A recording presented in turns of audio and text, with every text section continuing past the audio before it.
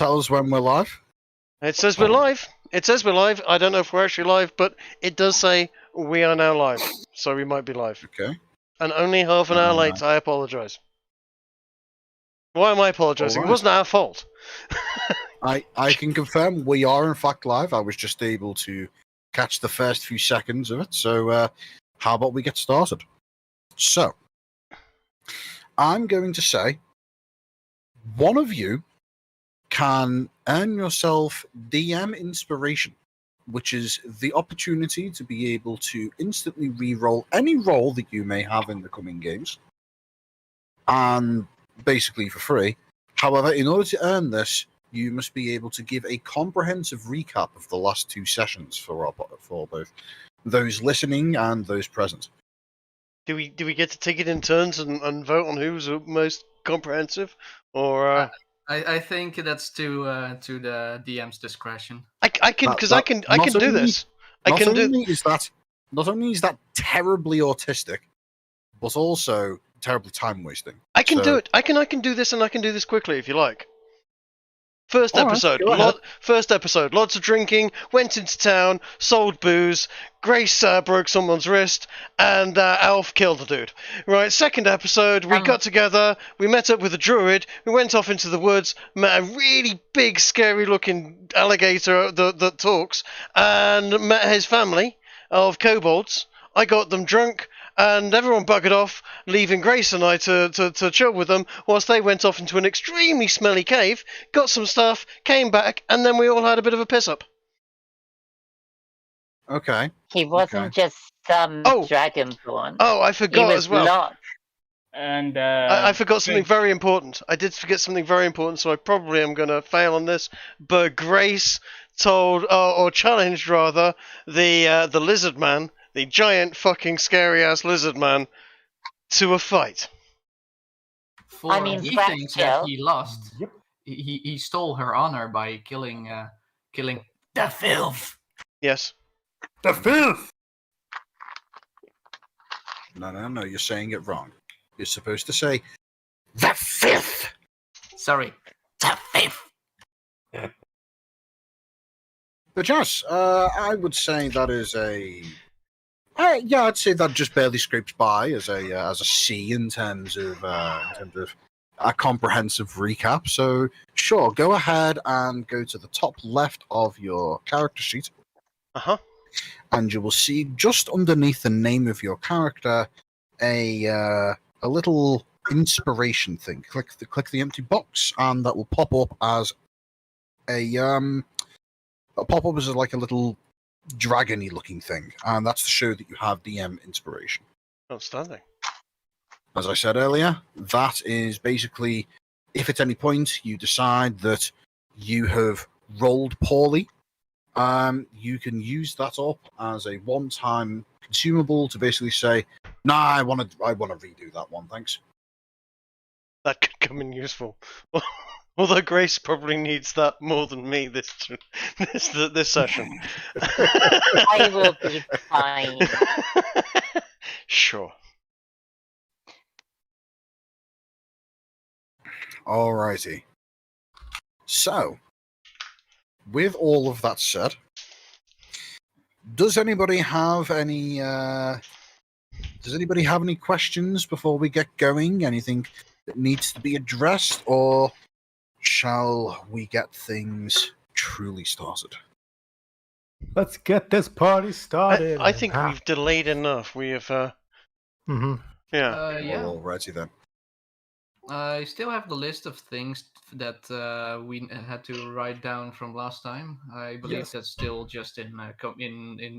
Did we put that already away in a card or something, or is that still something that we need to pick up, or is that just something that we don't really have to pay attention to?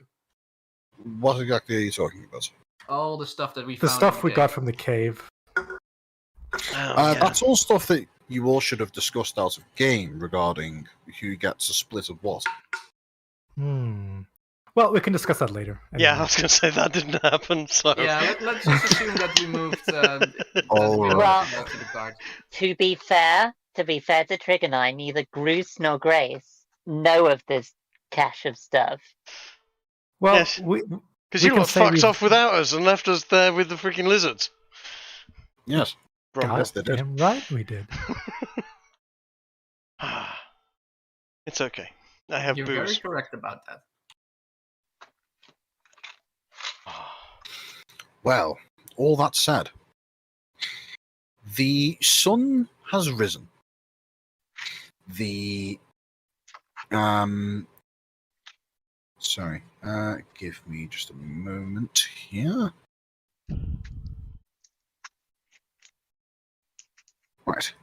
Yes, the sun has risen on the camp that the 5 of you plus the 6 of the other party have made together in the forest clearing.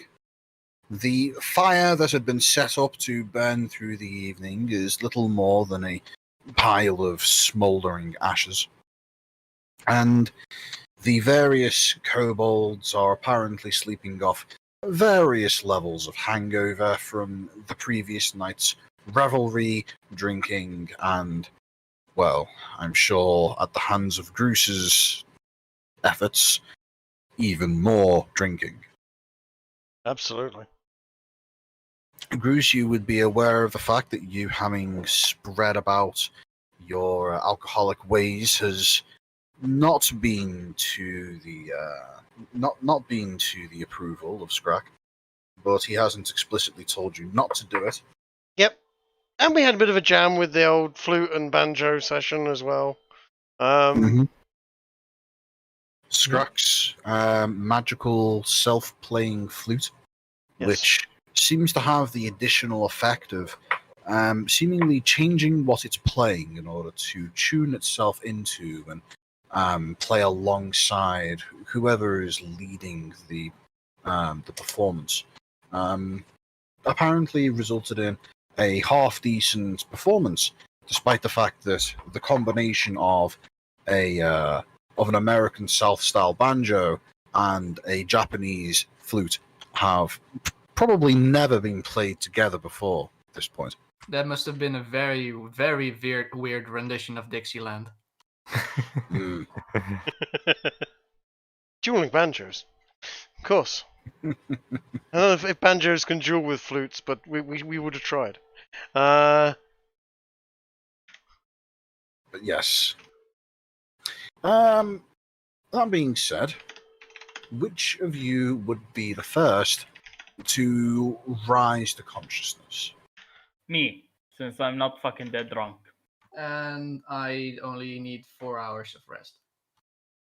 As a dwarf, I think I'd be up pretty quickly. Possibly, unless At least you not have a locked reason to out. sleep in. I don't think so.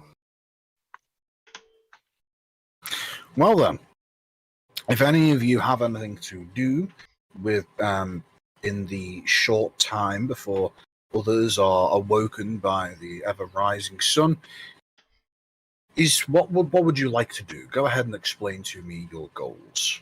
Well, I want to just check if everything that we own is still there, since kobolds. It's okay. They're drunk hung over kobolds, but yes, good idea. And I believe that right, CD was using them as blankets last time. Indeed, I was. That's right, yes. And in fact, Chase, you, with CD having come to consciousness a little earlier than most, you'd be deftly aware of the fact that you are still covered in a variety of snoring kobolds. They are almost cat-like in their ways of laziness. After I move them off of my body, I prepare multiple instances of Cure Wound for the upcoming match. And you don't need to prepare multiple instances. When a druid prepares its spells, Chase, they prepare the spell to be used, and then once it's been prepared, you can then, like using a lens with a torch. It's just a simple matter of funneling the spells through your spell slots through that spell. Okay, I get it. So I prepare the Cure Wounds spell just in case something happens. and Okay. I set up to play with Tatooine. Get him to exercise, the fat fucking rat. Right, that makes sense. He has been fairly well fed in the last couple of days, I would say. That's Given an understatement. given the wealth of coin given to you by your new friends, and most importantly, the cleaning up process regarding the unfortunate Dragonborn who happened to be present during yours and during using yours and Grigori's meeting. Mm-hmm. I'd like to use the rest of my time to just take out my notebook and draw the kobolds in there. All right, that's fair enough. Fair enough. So, what would the rest of the party be doing upon awakening? I shall shine and sharpen my my greatsword and look upon Scrack. Well, as a matter of fact, upon coming to consciousness, you would notice that Scrack is actually not within the vicinity of the camp. It appears as though the great lizard man has left, Fled. and if you would, well, you can either make bold assumptions, or you can see about investigating as to where the great lumbering man may be. Yeah, I'll take a look around, see if he's got any big lizard prints going anywhere. Good morning, Okay. Grace. I see that you're woken up as well. Indeed, where did Scruck go? That is a good question. I don't believe that any of us have seen him since last night. We went to sleep. Well, that's actually a good point. Grigori, as a man who only needs 4 hours of sleep, I have to ask, would you have gone to bed at the same time as everybody else, or would you have stayed up later? That is a good point. I'd say that's the same point as everybody else. Okay.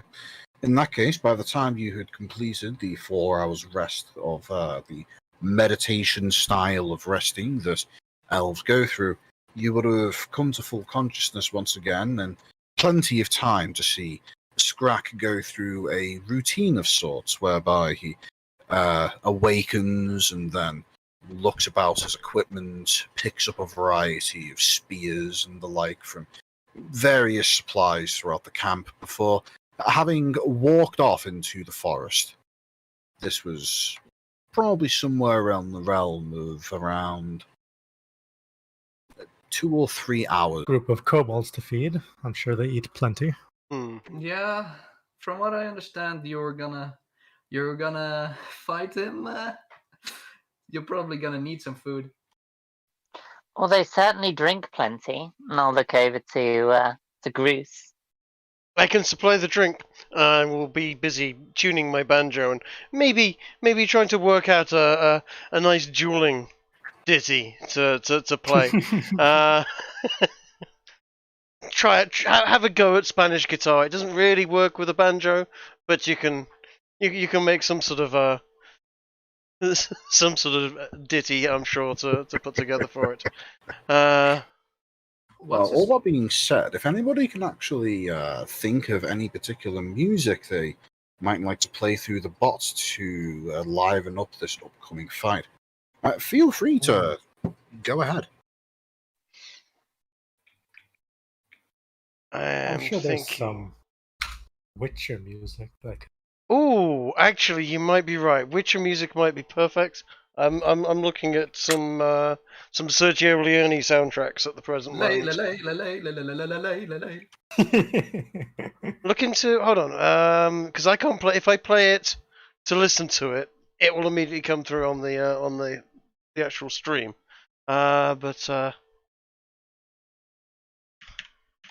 Well, I believe you said that there isn't much of an issue with the monetizations, because that, if anything, seems to give streams a higher chance of being Yes. actively advertised by the YouTube algorithm. Yes. I have this. Is this good enough? Fight No. theme 3. Come on, that's. I mean, it's not the worst Assassin's Creed, but still. The battle fights are the best, and you can. Don't at me. Oh, I got one.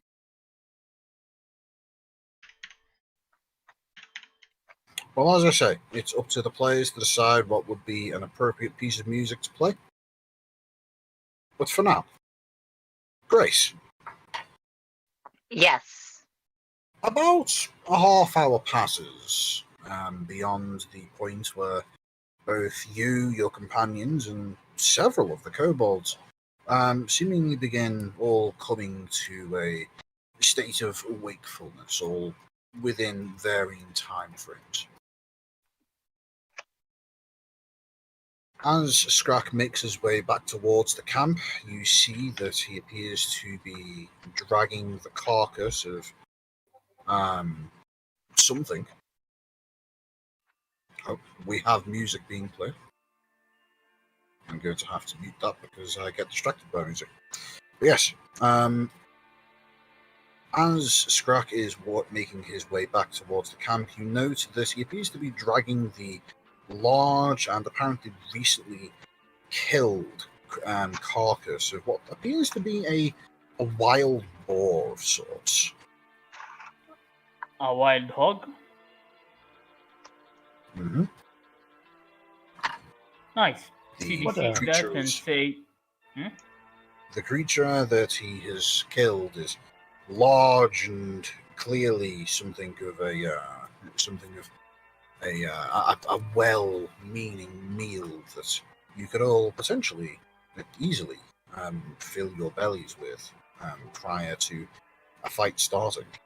does it have... Chase, for somebody who never seen a pig before, it's or a boar, it's just a giant pig with a bit of a lot of hair on it and giant tusks. Giant, nice. angry, man-eating pig. Yes. Yeah, Yeah. and also impenetrable hide armor, basically. Yes. Yes. So I CD notices that boar. He offers to skin it and cook it, though he will take the trophies to the horns to later sell. Shall I wake the kobold, Scrag? They are Skrak as he is making his way back towards the camp, and just simply looks at your offer to prepare it for cooking and just shakes his head before lifting it up by one of its rear legs, and does an overhead swing, lifting the entire creature up and slamming it down on a rock, head first, splitting its cranium open and allowing the juices of the interior of its skull to spill out onto the ground. You can see it doesn't take him long to pull out a large knife and begin slicing it open. It appears as though he somewhat revels in the idea of butchering his own meat, it seems. Fair play. I look at CD and say, in a quiet voice, you should have seen him go at the goblins. Yeah, from what I can gather from him, he carved them up pretty nice. Well, then. One of the kobolds likes to. One of the kobolds walks over to you and says, Yeah, he likes them fresh sometimes. In fact, I would be surprised if he, when he was killing that thing over there, that he, maybe he's already having a. I think he's probably had a snack already. Who doesn't like a bacon sandwich? sandwich in the morning? I mean, come on. Yeah, or maybe a goblin sandwich in the morning. I don't know. I'm sure I there mean, were it stragglers here and there. "Look, Does said I've claw okay. seem to I've be had missing? some. I've had some bacon in the past. and I think it's quite nice. But yeah, me and the others around here, we like it a bit more juicy. You know what I mean? I mean, juicy is one way to put it. Are we talking fresh? Yeah. We don't. We only cook it when we want it to be good to eat in a few days' time, or when there's like bones and stuff that needs to be made into a stew or whatever. I mean, That boars is have fair plenty of enough. bones. Yeah. Well, the cook. Okay. So you know the feet. You know the feet on the pig. Nice Yes. big, and Yes. they're very hard to eat. Well, what the cook does, she'll take the feet, she'll chop them off, and she'll put them in the bag. And then every now and then she'll dunk the bag in the river, or whatever river that we're walking past, and it will just kind of sit there for a bit. And then sometimes she'll take the feet out and she'll put them in the stew. And normally you think, foot juice? That sounds horrid. But that actually tastes really nice. I don't really know why. I tried it once, didn't work well. Only the cook seems to know how to make it do the tasty bit. But yeah, that's how. Cook's really smart. Did you ever try human foot juice? Don't give him ideas. It's nowhere near as nice as elf ears. Elf ears. They go. Oh, they're lovely. Now we'll have tried people, but we don't like to kill people. We only ate people, I think, twice. Once before we went on the big boat across the sea, and another time after we came on the big boat across the sea. And both times, it wasn't really. A pig's better. Agreed. Oh yeah, yes. pigs are way better than humans. I agree. Much juicier, really. Though elves are a particular delicacy. Okay. Okay. It seems I like think you we lot should pick know the what you're humans. talking about when it comes to eating people. Okay. So you're an elf, and you're a dwarf, and you three are all humans. Is that right? That's right. Yep. They are humans, yeah. I know. Okay. What's the difference when you put them into a stew? Elves are pointier, sweeter. They Mm-hmm. They come off the bone a lot better, you know. Dwarves are a lot okay. more. Dwarves lot are way tougher. too stingy. Yes, There's they're no, way there's too no tough. use for that meat. Exactly. lots of It's good for feeding them. It's to the all pigs, cartilage but, and. you wouldn't it's want all to cartilage actually, and you strength. wouldn't want to stick your teeth in a Wait. anywhere near So- a dwarf.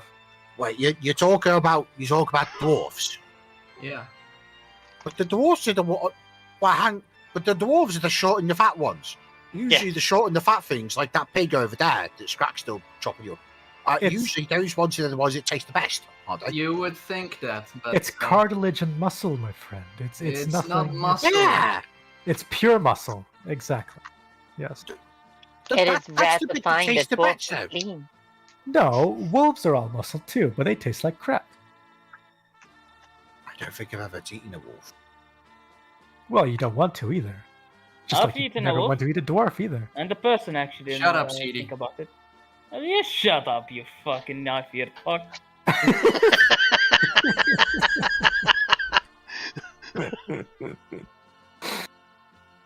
You're gonna need Okay, to work on so- that comeback a bit. Uh-huh. Okay, so here's another question. Why are they called knife ears? Because they don't really look much like knives. I'd say they look more like leaves.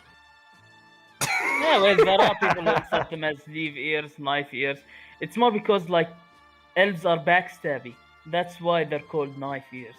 Can't trust him. Their ears are Backstab. pointy, so they're knife ears. You can see from the expression on the kobold's face that apparently the expression of backstabby seems to have gotten him in a bit of a turn. He doesn't quite know what he means by that. There are people who betray. Kobold, haven't you gotten anything better to do? Someone is defensive. Wow. I There will are not some stand things- for this scrutiny. Look, no. Shh. Look, Red Scratch killing the pig over there. That means that he's not complaining at me for not gathering any wood. So, shush.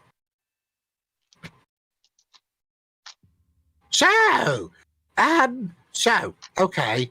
So, yeah. So you're gonna be fighting, the Scratch later, is that right? That's the plan. And what are you going to do if he kills you?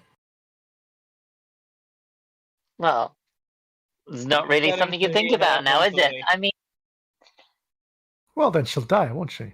Yeah. yeah, what do most people do when they're Hmm. killed? Not much. Well, I did know that necromancer. If you want, Uh, The question I have is, what are you three? Well, 4, 5? Was it 5? What are you 5? well, You're talking to me. four. Yeah. What are you 5 gonna do if I kill Scruck? No, that won't happen. But if you do kill him, then I guess we'll follow you then. Well, you'll Cheers, follow Brad. us. What about you guys? So, Oh. is this an actual fight to the death, or they're supposed. Well, I hope not, because I like you people. And if Scrat kills you, then he might have to kill all of you, and then that'll be sad. Well, I Mm. offered Scruck a fight for simple honor, but he wanted heads. Are you sure? That doesn't You sound sure? like something he'd say. Look, all I'm gonna say is we weren't there, so we will not be part of any fight that will be happening, or at least I won't. Preach Okay. it.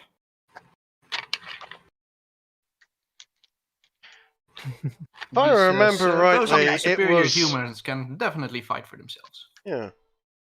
At this point, one of the other kobolds, one that you would recognize for being the one that did most of the ordering around of Chase during last night's cooking at times, the cook wanders over with apparently what seems to be a bit of a hangover and looks to you, Trig, and says, that stuff there in that flask. What's it called? Ah, that would be wine. That would be wine from the monastery which I'm from, actually. Right. And where's that? That is oh crikey. Let me have a think. Where exactly was this monastery? Okay, so there's a big well, it's not humans, is it? It's there's a tall people city over there. Yeah. So where is it in like if I was to face that way, would I have to go left a bit or right a bit or completely the other way? If you go to the Yumi city, which is where is it? Wardenfeld. If you go basically, if you walk as inland as you can towards a place called Lavendale, somewhere in between there, you will find a monastery with monks there that brew some very good beers and some very good wines. Okay, and what's I'm this monastery called? Oh, Christ! Now you've asked me. Do I actually have that? Wait, no, is that the name? Monastery. Yes. Yes, that'll do for the time being. Okay. Absolutely. The monastery. Yeah. Okay, because it's when I drank it, I thought, oh, this is some tasty stuff. It's a bit sweet, but I think it could go very nicely if I was to use it with some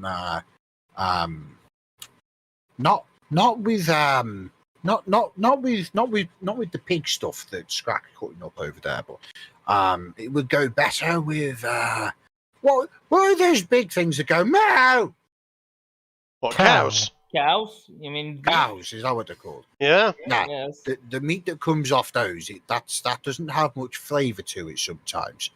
But what little flavour it does have, if you were to chop it up and use it in making like a big pot of stew or something like that, it'd go really nice. I reckon. So I want to get Yes. some more. I'll tell you what. I've got some more. I would be willing to. I could sell you some. I could let you have a little. That's not a problem. That'd be nice. How much? How much did you want? Do you have a barrel or something like that? We can I'll be talk- right back. She wanders off, and as she does, the other kobold just kind of looks at you and says, "Are you sure you want to do that? The cook can be she can be a bit what's it called? A handful? No. What do you call it when somebody really likes to do something perfectly, but doesn't really know how to do it, so they just kind of keep trying until it works? A perfectionist? Stubborn. An experimenter? A I stubborn don't know what most of donkey? those words mean, but it sounds good enough. She's Fine. one of them people. Right. Okay. Well, I'm happy, very happy to share my alcohol, my booze with as many people as I just want to bring joy to the world, essentially with booze, and I've got plenty. Right. It's only a little flask, but it I don't know, it might do. Well, as you say this, the cook comes back carrying what appears to be a handful of bottles, 3 of them to be precise. One of them appears to be somewhat similar in flask looking Okay. to what you have, except, well, you imagine it's hopefully non-magical. Uh-huh. The other one looks like a typical example of a glass vial, the kind of thing you'd expect to have a health potion come in. Okay. And the third one looks almost more like a water skin than anything else. Right. Roughly how many pints are we talking about in total for these things? This should be 2 pints across the 3 bottles. 2 pints across the 3 bottles. Yeah. Pints of wine. Yeah. I have a receptacle that has a number of pints in it. Pint is I need to know how many pints I'm going to be pouring out, so I can keep the tally straight. I will happily fill these 3 bottles, skins, etc., with 2 pints of my finest wine. Okay, that sounds good. Well, since you're doing us a big favour with that, how about I give you something nice in thanks? I know just the thing. Go for it. Let's see what you got. I know. She runs back over to her. By the way, the sack that she carries, it's comically oversized compared to her own her own stature. Like this is like a 4 foot tall creature we're talking about here, and this is a pack that would look oversized on a full sized human. The cutest little dragonborns. Is it not? You can see she takes the 3 bottles, she double checks them to make sure that they're all properly sealed and such, and then just haphazardly tosses them into the bag before reaching around into one of the apparently side pouches of this large sack, and apparently comes back carrying what looks like a small jar of something.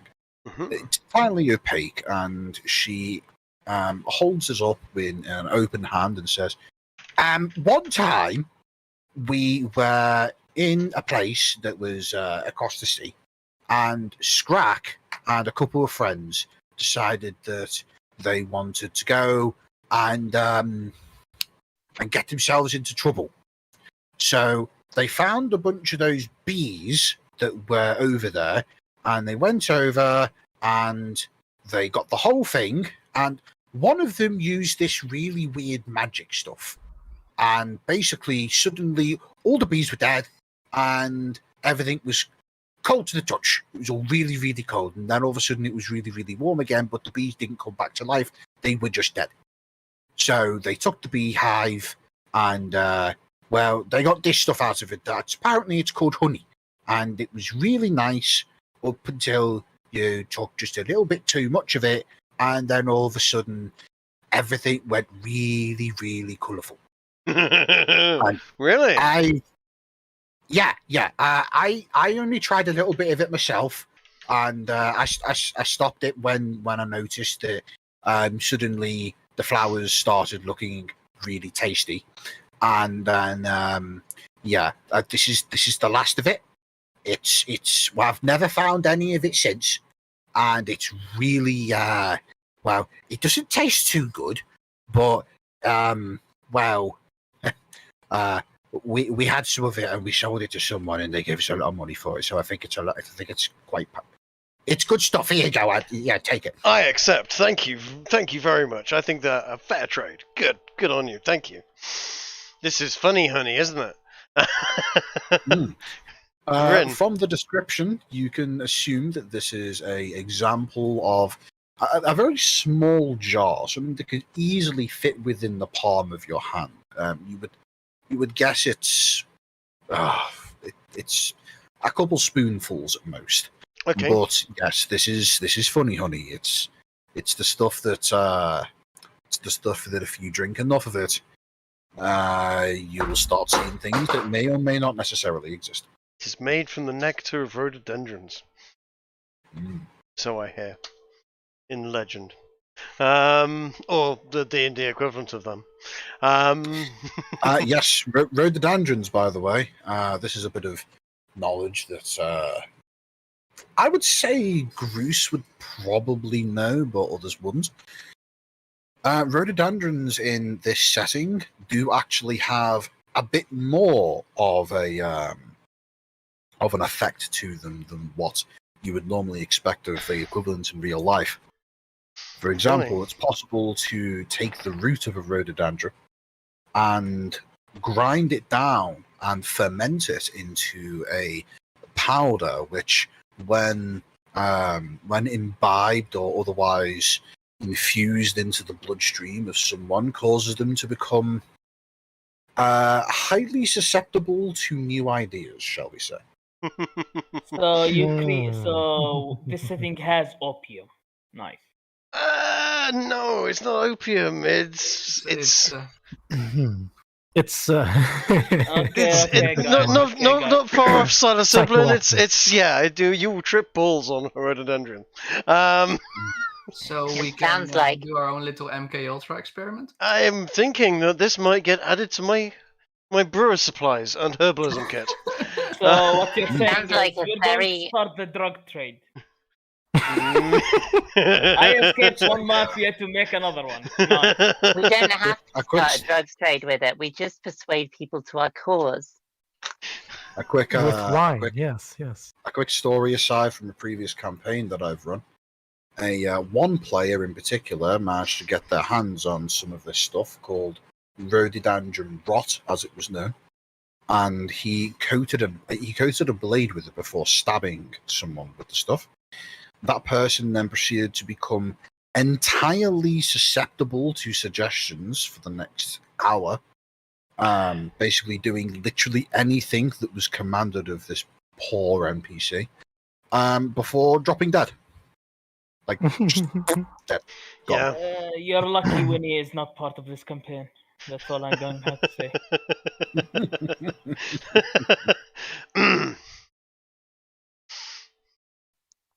Yes, they sourced that stuff from a goblin shaman who was quickly dispatched. You mean a filth shaman? Yes, a filth shaman. So, with all that said, and a new little business transaction having been made, my earphones are complaining at me for low battery. I've just got to swap them over. I'll be able to hear you in a moment. I keep saying this keeps happening because he keeps putting them inside his head upside down, so all the energy keeps falling out. Perhaps.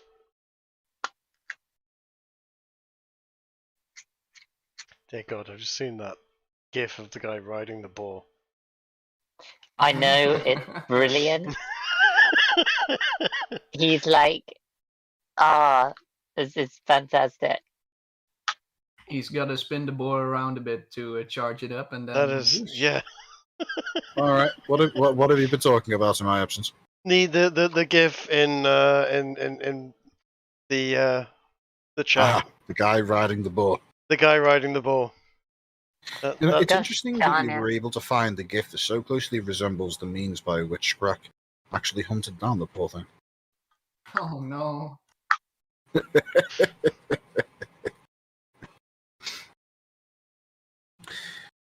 Yes, our little time passes, and the rest of the kobolds have all woken up and been shouted at by Scrack in a language that you...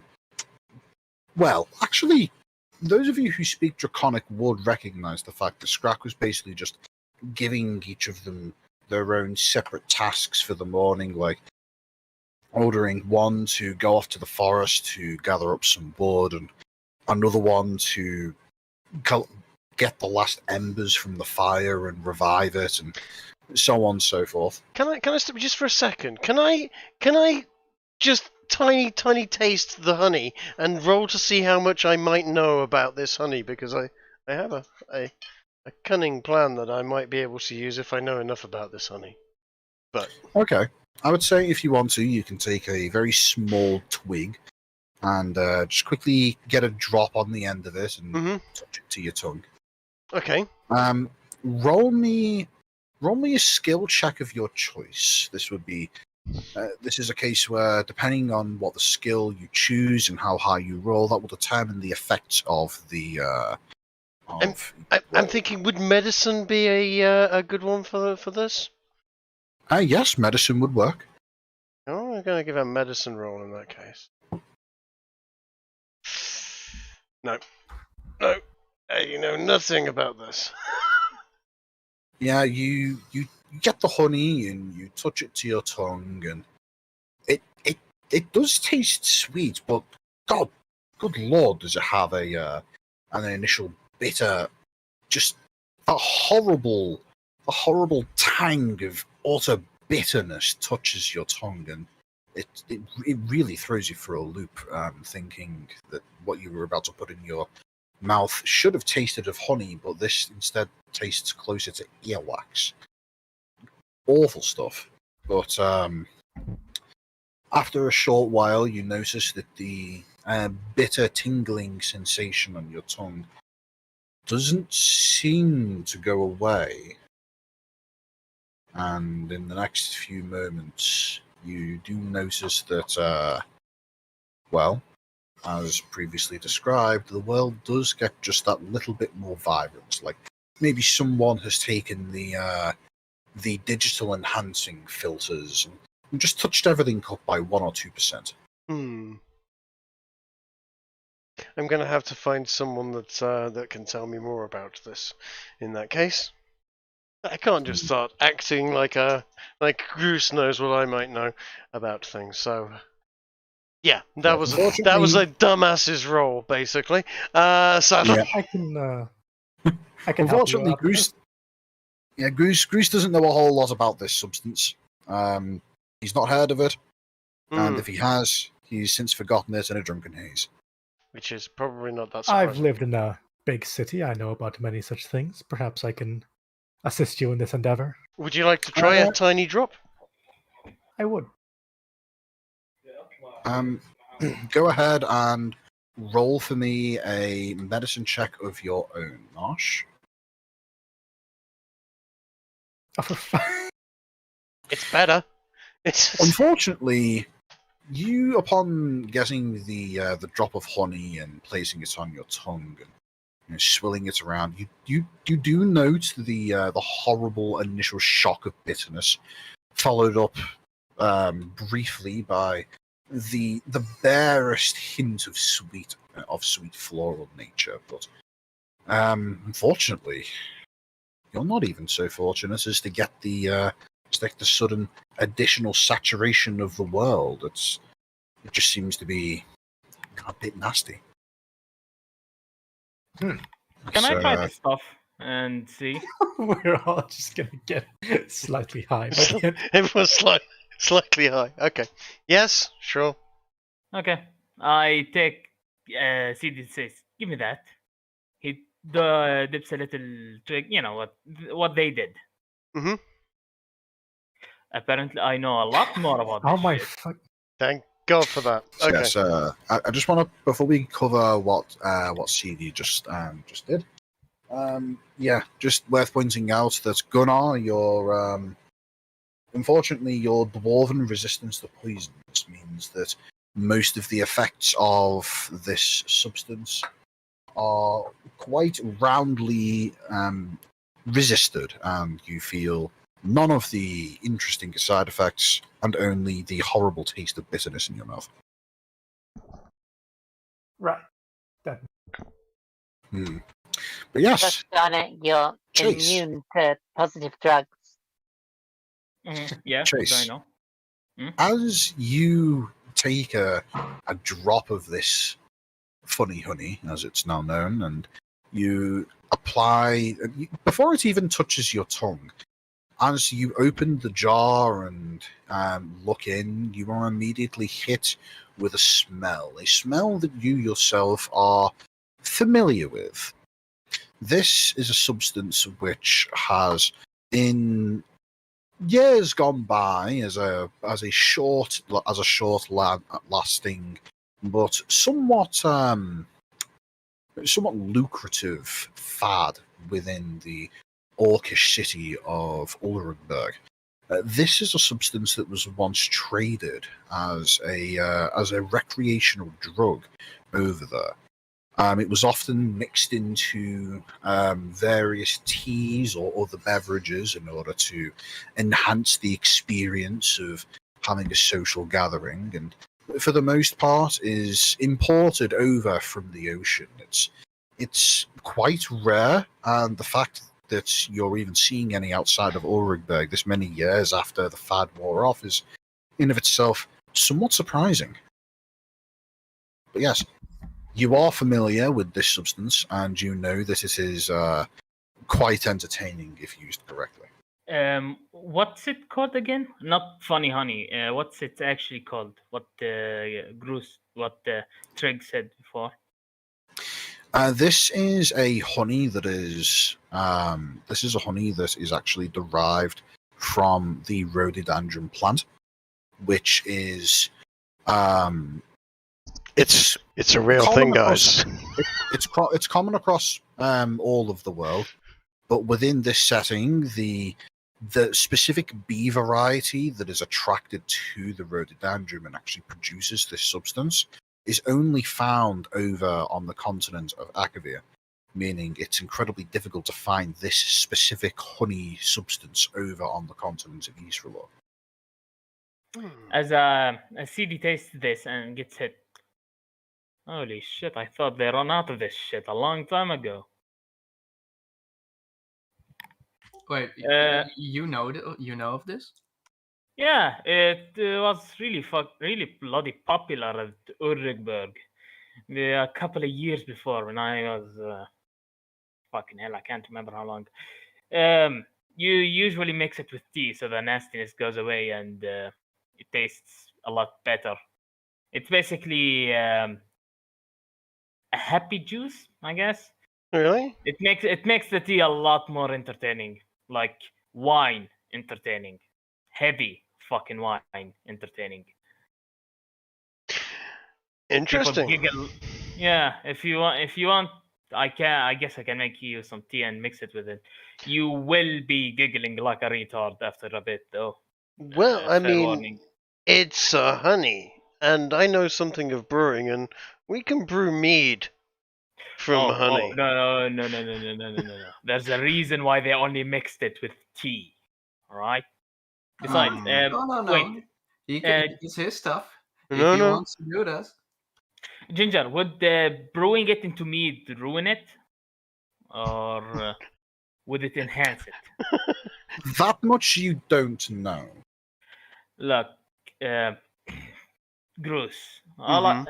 it's yours to do whatever the fuck you want to, but Well, I like to believe that there's a reason why nobody made mead out of it. If you do, and you end up having a bigger drug trade than the rest of Urugberg combined, I had nothing to do with it. Okay. Okay. I mean, I'm just about, spreading a little love around, and I just thought, if it's honey, we can make mead from it, and if it's got a kick, well, who doesn't want mead with a kick? Raised eyebrow, mad grin. This is beyond kick of alcohol. You're going to basically have cities full of giggling retards. Oh, I mean, some people dear. see something wonderful and stop when they could take it to its fullest potential. I just put the hand on the shoulder of both Speedy and Groose and say, "This sounds like an amazing idea." You see, I think so. I think so. I think this is worth doing. I just, that they have never put me and this honey together before, and I think it's worth a try. we will have to come back to this, but I think we have the right plan for this. And that is, we will just have to find bees, find rhododendron, get ourselves a nice plot of land. Yeah. Uh-huh. I mean, you don't know about. And then from there, it's all uphill. I don't think I told you about the rhododendron. I only told you that it's from another continent. But okay.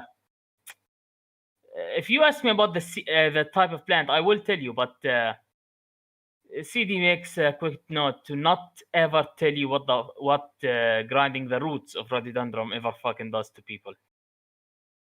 Because if you take that and mix it into alcohol, are you saying that in or out of character?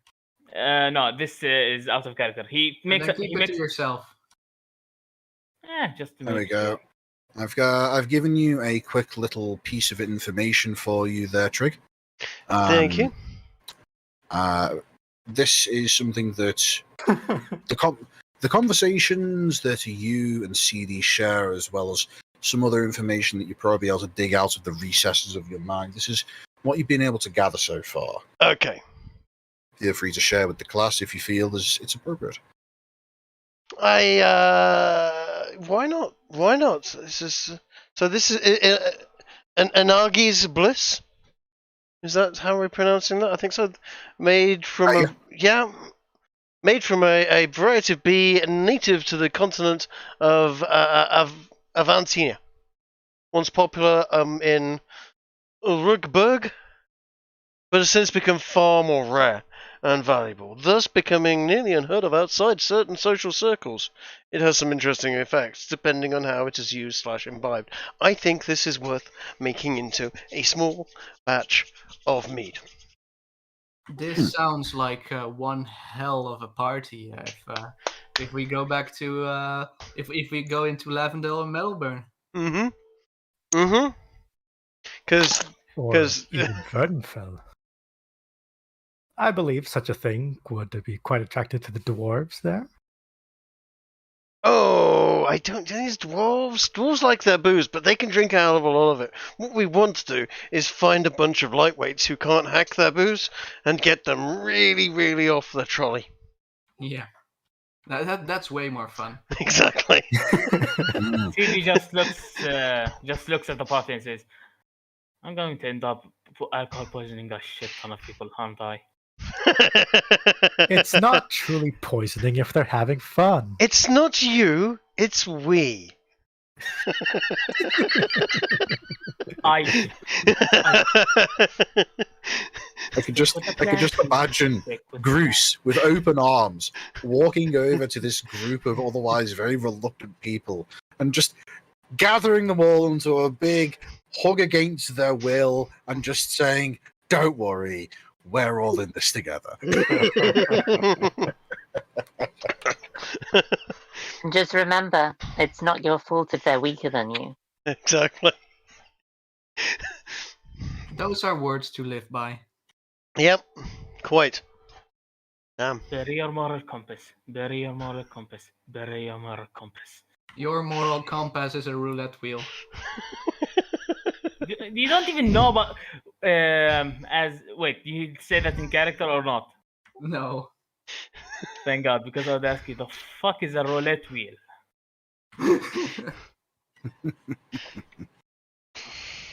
What is a Spanish guitar? So I've just got to get something sorted for a moment.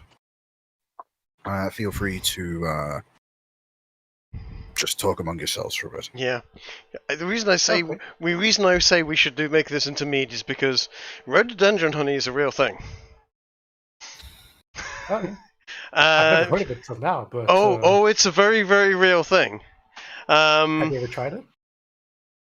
No. Let's just say no. It's Is that no for any three-letter agency or no as in actual no? I have never. There are also 4-letter agencies. I have never tried it. As far as I know, it's not illegal. Oh. But I might know someone or somewhere to get hold of some. I'm trying to source some at the moment. But as far as I know, it's legal. And yeah, rhododendron honey will make you trip balls, and you can make mead out of it, and other things, and that gets a lot more funny. IRL, is the mead like really fucking trippy? Yes. Oh, what have I done? What have I done? It's You like made it a whole lot more entertaining. like Apparently, LSD, but in beer form or mead format. apparently it's really easy to import from Nepal. That's I would say. that is one of the places it comes from. But anywhere that grows rhododendrons and happens to have bees being kept nearby has the potential to have rhododendron honey, and you can get them most places. My uncle has a bee farm. Really? Buy rhododendron. Buy him lots of rhododendron bushes and plant them nearby, and don't let him know, and then he'll have interesting honey.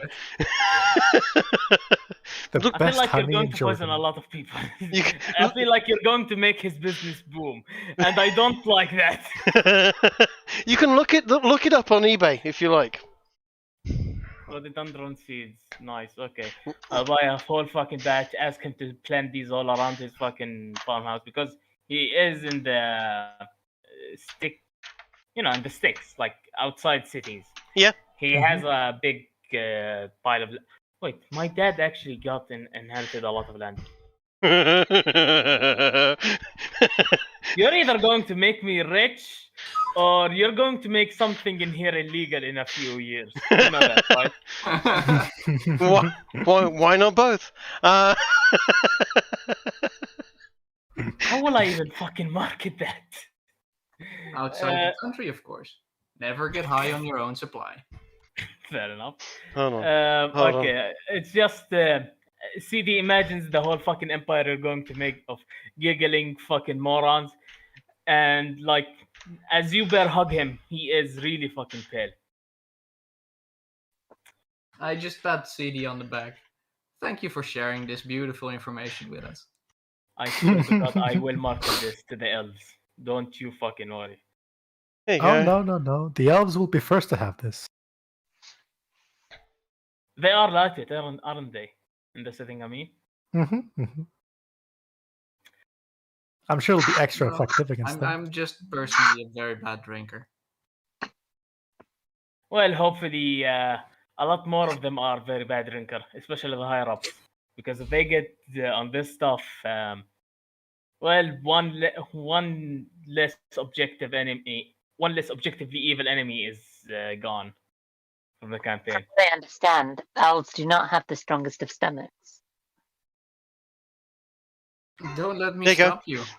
There you go. I've posted it in the chat. Don't let me stop you. You're right. Ah. Fire is terrible. Oh, good God, mad honey, nice. Thank you very much. I'm gonna go get It's this. not worth it. Wink, wink, wink, wink, wink. Not worth it. Wink, wink, hint, hint.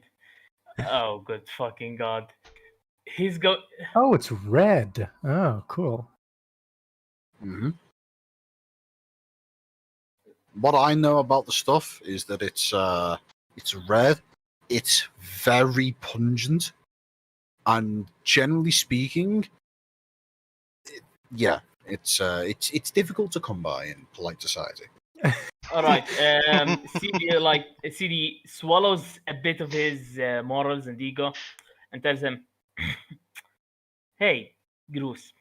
Like after the bear hug is done. Hey, Groose. I may or may not know someone within Urligberg that used to trade in this stuff." Interesting. Okay. Wink, wink. I mean, I might be motivated to tell you about them for a cut. Okay, you suggesting we sell this honey, not make something with it? Look, you're gonna make something with it whether I tell you or not, so I might as well get on the action and make some money for myself. Alright? This is like evil that's going to happen either way, so I might as well profit from it. Ah, a man after my own heart. Absolutely. Okay, yeah, fair enough. What sort of a cut are we talking about here? I think just small enough that I don't have to work another day in my whole life. Well, you know, we're going to need a lot more honey in that case. He used to transport a lot, but as I said before, it stopped being a fad in there. He might still have his old contacts to transport it, but we have to go there and see. I mean, you said the Elven's cities like this, right? So. No, he said the Orcish. Was it Orcish? I thought you said Elven. Yes, the Orcish, the Urigberg. Ah, Orcs! Yes, though I'm not in speaking terms. If you help me with that, you know, with the families and whatnot, and we can see what we can come up with. We can, yeah. I'm always open to interesting possibilities. And madly money-making ones, especially mad, alcoholic, drunken, and completely bonkers money-making. Yeah. He just CD realizes something. Wait, you're just in this to make people drunk, aren't you? Yes. As many as drunk people as possible. Ideally, drunk people that want to buy booze that I can supply. I have signed up to the fucking madhouse, for fuck's sake. Whatever, okay, fine.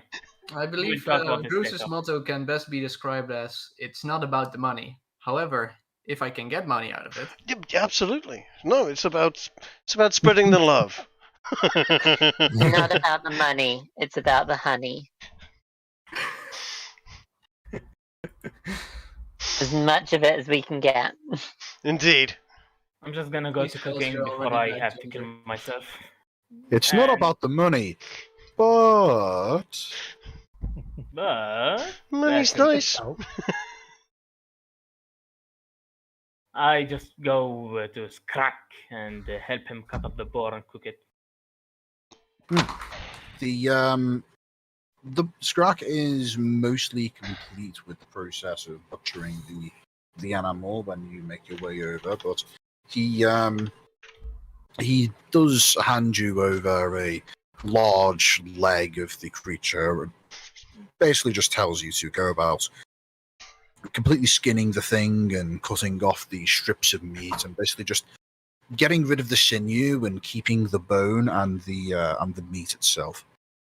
And he also stops you and makes sure that you're not throwing away any of the fat. Oh no, I don't. Even in here, I don't throw the fucking fat. So I cut it up real nice. Right. I have finished setting up the upcoming combat encounter, but before we do get started on that, I'm just going to call a quick 5-minute toilet break. Okay. I need to check on my dad anyway. Be right back. I am going to check, and yes, my cat has not moved out of the sink. He is still sat there, chilling in the bathroom sink. Well, if he's comfortable there, I guess. Have you seen the pictures? Oh yeah. Yeah, he's just It's certainly interesting that he just lies there. I mean, the amount of trust. And he clearly doesn't realise that I am massively tempted to just douse him in water every time I see him there. But at the same time, he is such a little sweetheart and very, very cute and cuddly that I think ruining that trust would be a terrible thing. And I can tell from those noises that you have woken him up for fusses. He is a little bit awake. Yep, we've got a good purr going. Oh.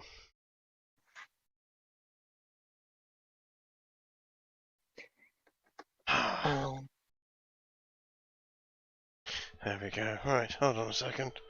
Let's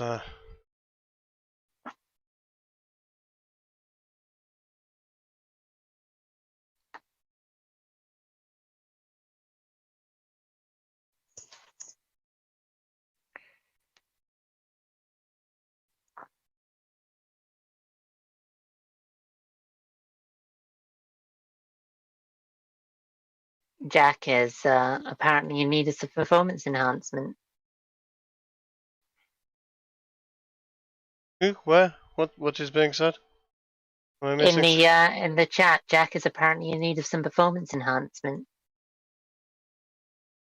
Well, it is Jack. I mean, what are we talking? Little blue pills or what? I mean, That's probably right. yeah, literally.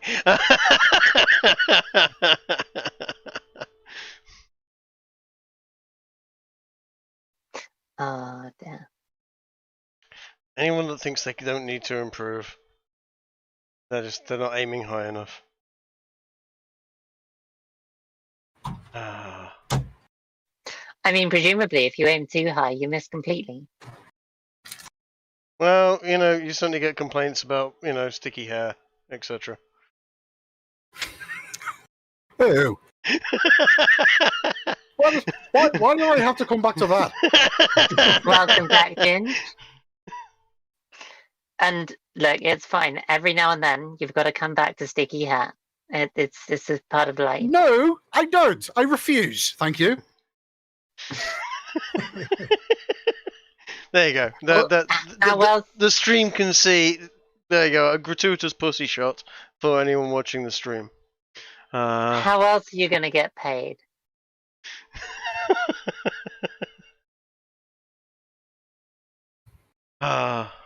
Actually, I need another beer. Fuck it. I know I said I wouldn't drink heavily on these streams, but 2 beers is not heavy. No, it's not. No, you're getting into the role play. That's what you're doing. Yes, but I'm not doing 2 entire bottles of wine like I did on the first stream, and I can only barely remember what happened, and that's only because I rewatched the stream. Are you sure? Because I've got lots of cider. Well, I have beer. I have more beer. I have plenty of beer, but I'm not drinking wine. yesterday, me and a variety of friends all went out. Right. We went out drinking, and we went to a cocktail bar. Nice. I had 9 cocktails and a milkshake made with honey, which is surprisingly topical now that I think about it. And also 2 shots of Jim Beam honey, which ended up being bloody delicious.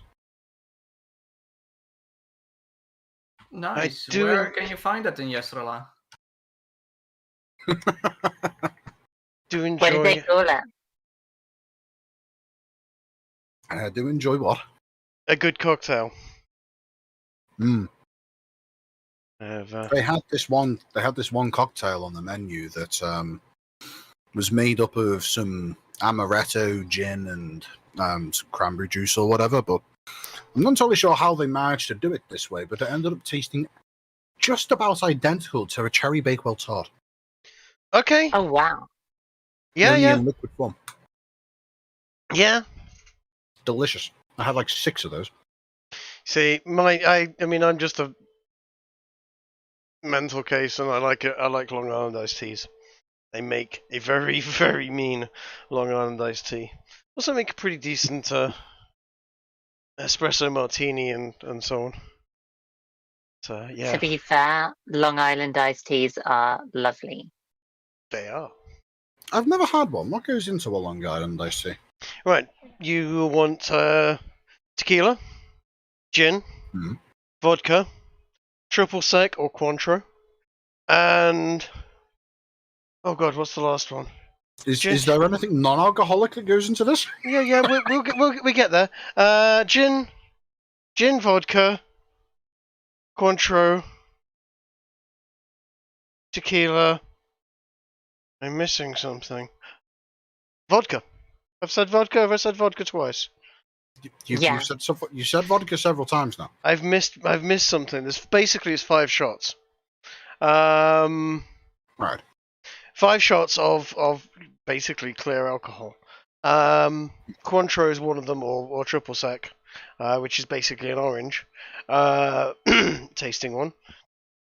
Then you'll squeeze either a whole lemon or half a lemon, half a lime together. So you shake up your alcohol, you pour it. You then pour in your lemon and lime juice, all over ice, and then a little splash of Coke over the top until it looks like iced tea, essentially. And that's it. The thing is, somehow that mix of alcohol, it's smooth, even though it is, you're at that point talking 5 shots in a highball glass, and it's half full of alcohol, and 2 of these things are going to put you under a table if you're not careful. It goes down really, really easily. It's really quite, well, it's not non-alcoholic tasting. It tastes and you go, oh, this tastes nice, and then you go, whoa, afterwards. But yeah, See, I don't get that with alcohol. For me, the only kind of instant regret that I get from alcohol is when it's something that has a degree of fizziness to it and it fucks with my upper nostrils, with my with the nasal cavity. Okay. So maybe my alcohol tolerance is just really fucking high. But like, for example, if I'm drinking a cocktail that's pretty much just like 50% rum and then other things, that was the one I'll just drink it as if it's just juice. That was what I forgot. Rum. So rum, tequila, vodka, gin, triple sec. Yeah, with some Coca-Cola and a little bit of lemon juice, essentially. Maybe the reason why my alcohol tolerance is like that is because one of my favorite drinks is just neat Fireball. I just drink it like it's a nice cup of tea. Fair. It's quite tasty. Well, if we ever do a meetup, if it's in a bar, well, I'll have one from a bar. But if we have a meetup that's not in a bar, and if I've brought my booze kit with me, I'll make some. You'll have to give me something of your strongest variety and see how I respond. The Long Island is about the strongest variety. Apart from, I need to get some more Zabrudska.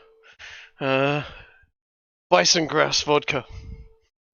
I was about to say, is that a drink or is that the name of a character from Lord of the Rings? It is bison grass vodka. It is very good shit. Keep it nice and ice cold in the freezer. In the freezer? Okay. Yeah, always keep your vodka in the freezer. Does it not freeze? No, vodka is alcoholic enough for it to not freeze in a freezer. Oh, you know what's also pretty nice? Limoncello. Yeah. Again, that one has to be really cold, otherwise it tastes horrible. That one needs to be in the freezer as well. I think like minus 10 is like a nice temperature for it, I believe. Yeah. The thing with those kinds of boozes, you drink A few it. friends of mine then- make it basically with just lemon and vodka. Maybe this is why alcohol is not popular in here. It tastes bad if it's not cold. And this No, is- no, it also tastes good when it is warm or well. No. room Oh yeah, I temperature. mean, brandy has to be nicely warmed. Some whiskey's warm, some whiskey's room temperature, some whiskey's cold. So yeah, no, it really depends. Like my whiskey. There are some varieties of Japanese sake that are absolutely delightful when they've been warmed up to like 50 degrees C. Yeah, I believe the high quality one you need to drink warm, and the lower quality you need to drink cold. Yeah, sounds about right. I feel like I can But just- connect with you guys through this discussion. You know, as a Middle Eastern. Yeah, you can't drink. So I take it you don't drink then, because that is kind of dangerous in some countries over there. It's Uh, big there, I believe. Yeah. First of all, it's haram. Technically speaking, I can drink. It's just I have to have my own house and Yeah. drink in there. Look. He's a bad enough Muslim as it is. Basically, yes. Yeah, no, that's fair. Especially seeing as how some Muslims are can be. Yeah, it's better to stay as good as you can. Some people can get a bit violent with that sort of thing, can't they? Well, there's an old tale. I think it was it Dubai? I think it might have been Dubai, where the various consulates, etc., were allowed to drink, and they even had a few pubs, and a lowly one of the lower princes went to one and got drunk, and shall we say made a bit of a prat of himself, and yeah. And it ended up having to be completely banned because he did something. I'm not quite sure what he did, but I know the guy that got him drunk. There is a statue of him that is, as far as I know, not very popular amongst the local consulates, because they're just like, God damn, this guy is the guy that got alcohol banned for us, bastard, etc. Yeah, I mean, look, weirdly enough, alcohol in. A lot of Muslims are willing to drink alcohol, but they are not willing to taste bacon and pig meat and whatnot. So it's really fucking weird, the relationship. I must admit, I know a couple of, shall we say, in inverted commas, Muslims in England that love a bacon sandwich, love a beer, and are really only Muslims when a member of their family is around. Certainly, you know, their strict uncle, shall we say, and suddenly they become, oh, I'll put the hat on and I've got to pray. I'll pray. Of course I pray 5 times a day. What do you think I am? I'm a good Muslim, you know. You mean that they're the Balkan variety of Muslim? Yeah, an hour later they're out there going, right, where's the bacon? Passes the beer. Yeah, huh? I think that's me, but in the future. Anyway, I mean, one of my relatives is exactly like that. Mm-hmm. When his mom came to visit him, she would ask to drink all the drinks he drank, all the things he ordered, like, and eat with him as well. Mm-hmm. So when he orders like an alcoholic, like pina colada, you know, Okay. he would order a virgin and a non-virgin one. Keep a virgin one for himself and keep the non-virgin one for himself and give his mother the virgin one. Okay. She would ask for his fucking glass specifically. Yeah. Oof. Just 1 second. I need to answer something. Just 1 second.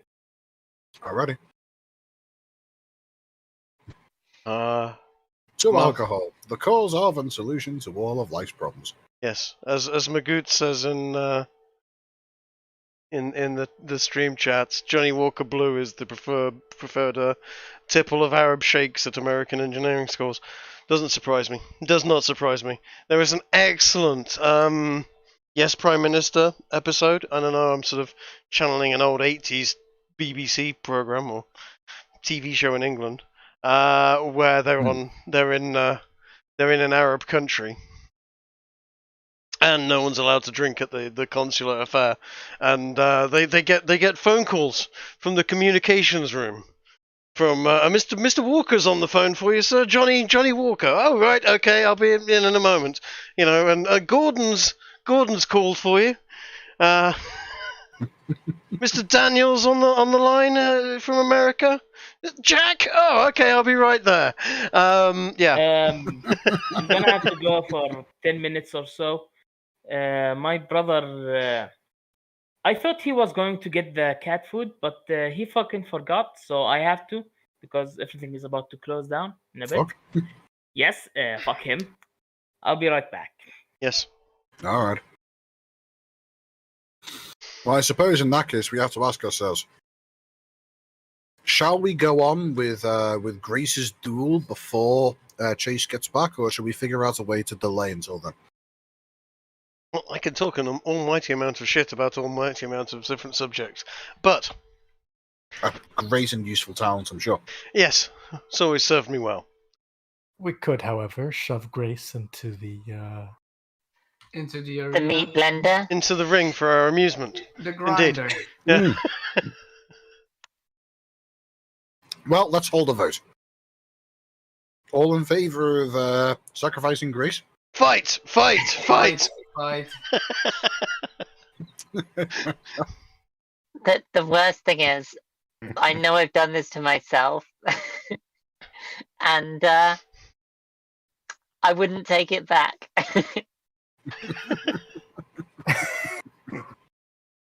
Well, don't worry. If you just go unconscious, we can probably heal you back to full. Yeah, I mean, we've got people with medicine and stuff, and It's fine. Me and It's fine. both I can just, heal.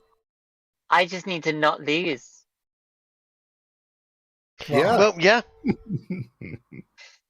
It's that simple. Have you- Literally. Why does no one else think of it? Just don't lose. Have you- 5-head. Have you been practicing your dice rolling? I have look like actually. Yeah, I'm. Here, I will. Go on, I'll go on show then, you. Kiki. Give us a No, demonstration. No. Okay. Let's have. Bad luck. I can do. It practices. It's bad I can luck. do 20s. There we go.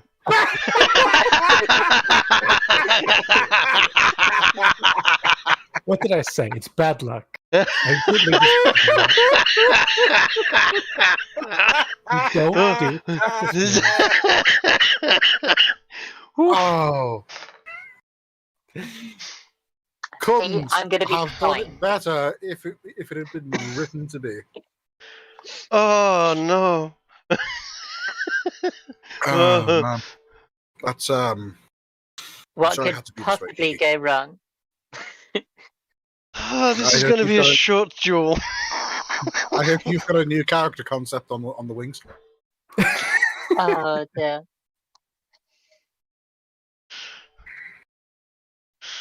Oh. I'm gonna roll an insights roll onto. In fact, are kobolds allowed to gamble? You should ask him. I'm gonna ask Yeah, the kobolds if they're allowed to gamble, whether or not we should be running a book as to who's gonna win this fight. It would be rude not to bet on who dies. All right. Well, go ahead and describe how you are attempting to set up a betting ring to profit on the potential slaughter of your friend. Or their friend. I'm just gonna quite. ask a few of the kobolds, if they like to have a bit of a gamble over such things Well, as duels I and believe fights. the better term to use is a wager. A wager, good idea. Yes. Well, as you walk around the variety of kobolds, the ones who have returned back to the campsite with bits of twigs and a nice rock or two for various purposes. As you ask each of them whether or not they'd like to have a wager and things along those lines, most of them just, well, all of them, in fact, depending on which one you ask, gives you responses that range from to I don't know what that means. Do you actually have any money?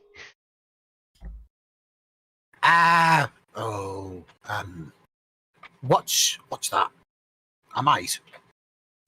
It's what you use to trade with. Little Gold circular coins. gold or Gold silver. coins. Show me. Right, okay, well, we'll show them a gold coin. This is money.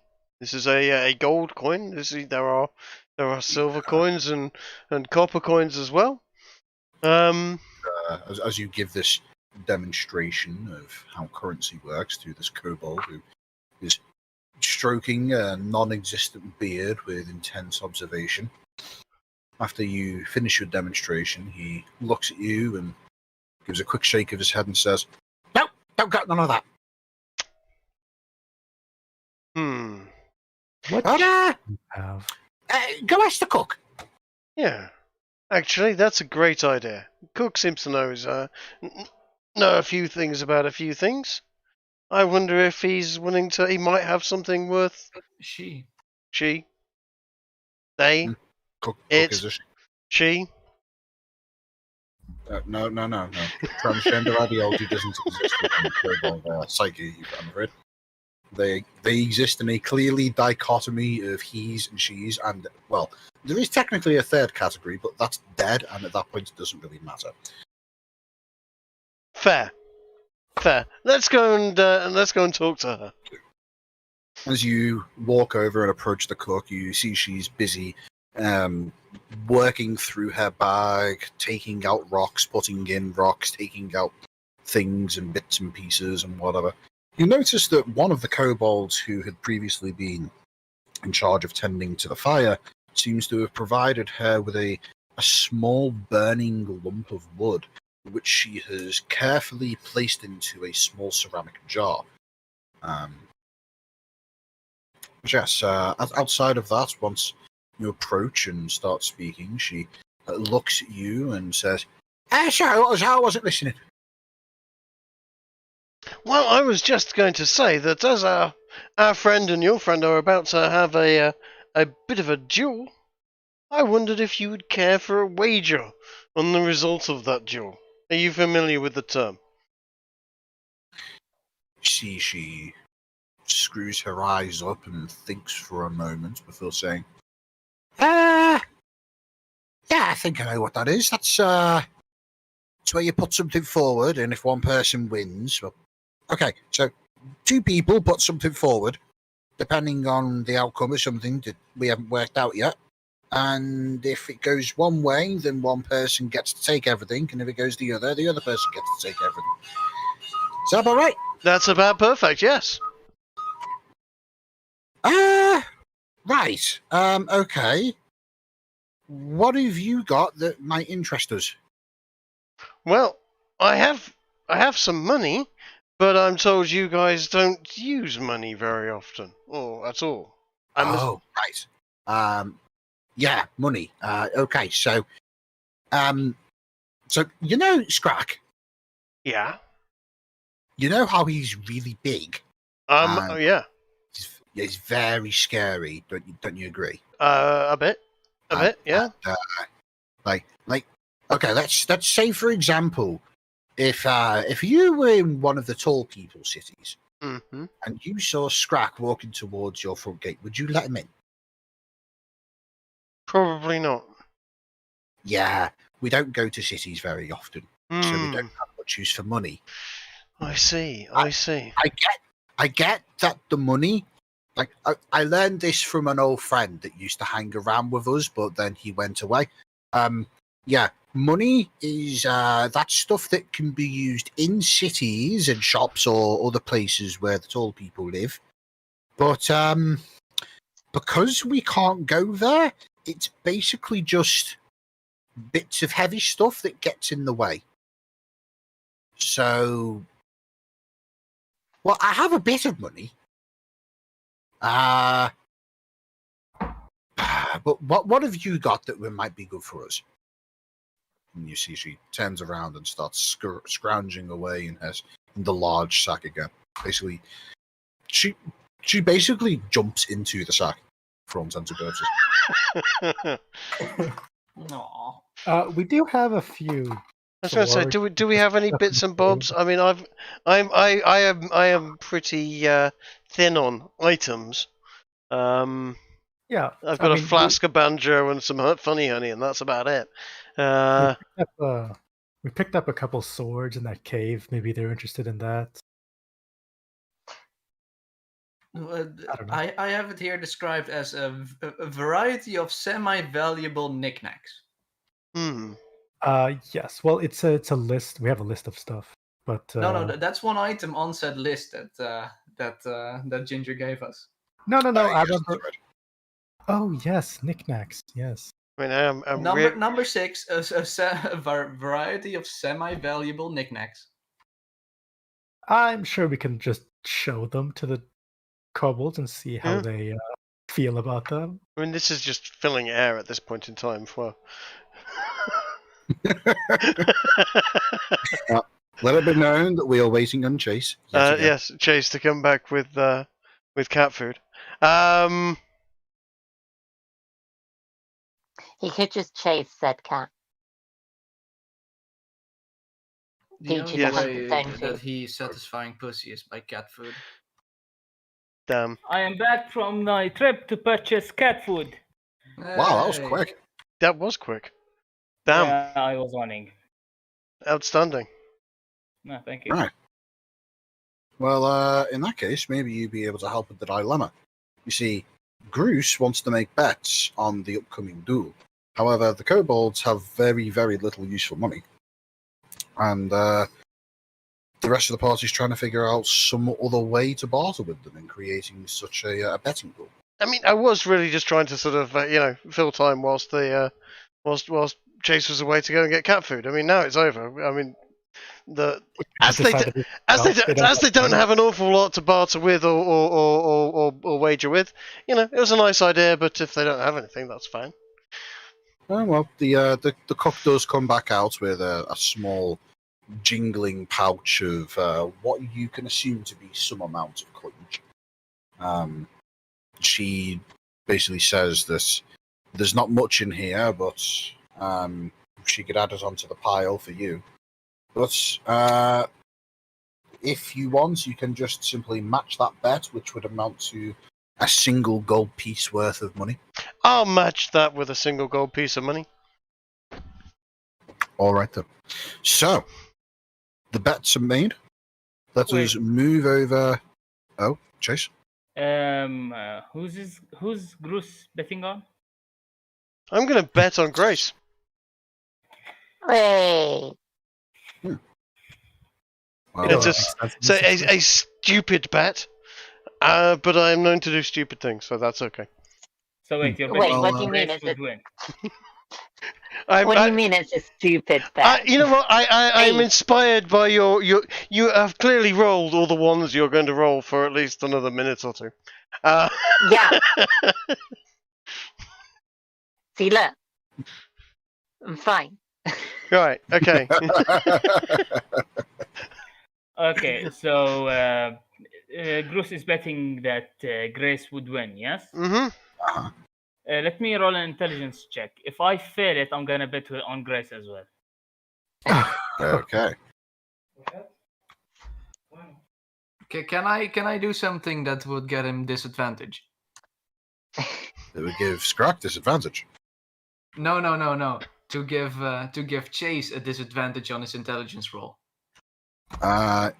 You can attempt to roll a persuasion check to convince Chase, and you would have to voice the exact method that you use and get in person as well.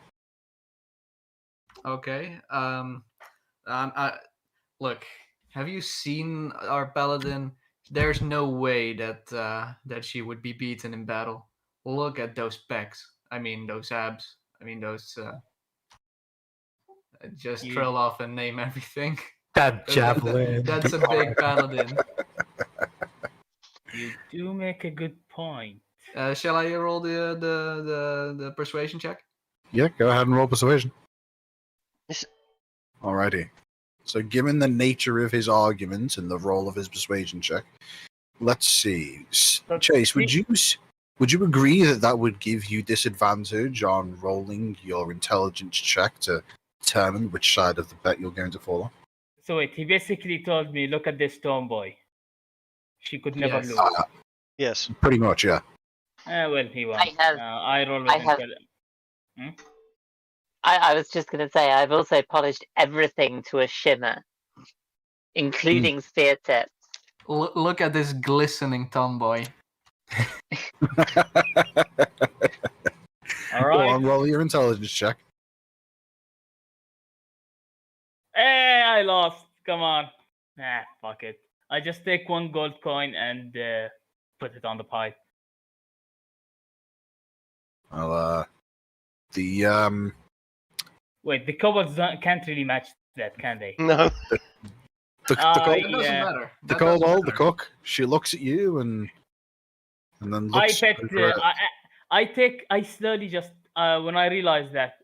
Oh, I slowly take the gold coin and replace it with a copper coin. Look, that's not how these things go. You just put in which and the side that wins takes out everything. Yes, that is how a wager works.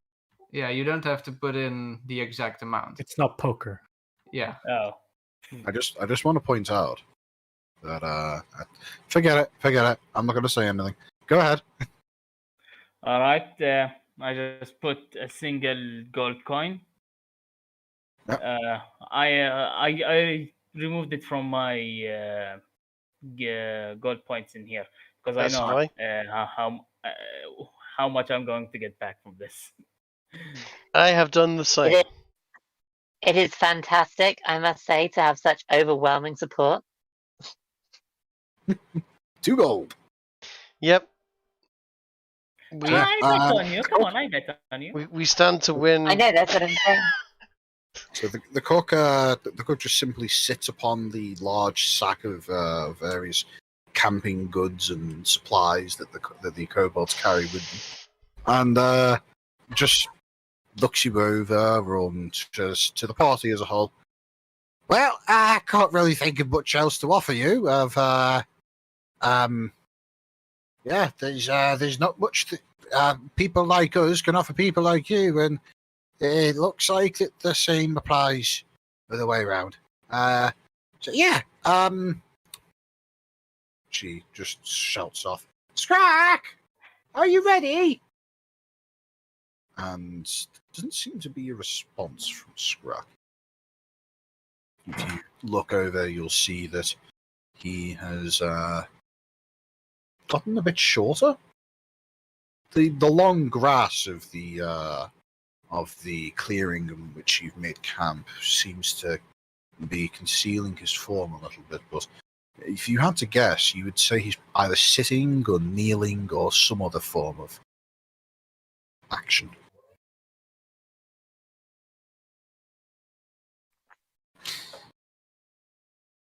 A prayer, it would seem. So, Kiki, Yes. it's your time to shine. Or, more specifically, it's time to use the things that shine to see if you can shed some lizardman blood. So, I shall step up to Scrug, place my great sword in the ground next to me, offer him a hand up, and ask if he's ready.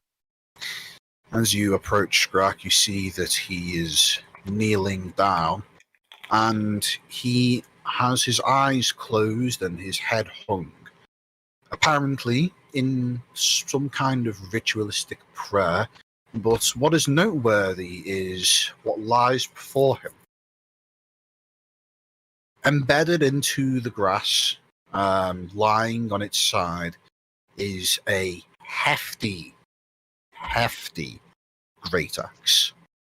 This thing looks like it would weigh probably somewhere in the realm of several pounds at the head of it. It's been intricately carved with what appears to be the tails of two entwined dragons, spiraling up the handle and the haft of the great axe, with its great double-bitted head being accentuated into a pair of roaring dragons, the mouths of which have had gemstones embedded into them. The axe looks ornate, beautifully made, and quite frankly, entirely out of place given the one currently kneeling over it. Is this recognizable iconography? Potentially. Go ahead and give me a check of your choice, and also tell me what languages you know. So I have common, of course. Mm-hmm. And what language is most spoken in the wilderness? Because I was going to go for that. The languages most spoken in the wilderness is common, as you might imagine, but outside of that, it would probably be... it would probably be Halfling. Then halfling also. Right. Well, in that case, as you look over the axe, it looks certainly ornate, but it doesn't seem to have any obvious iconography to it. But go ahead and give me a roll of your choice anyway, just to see if maybe you have, in your travels, encountered someone who sparks a memory.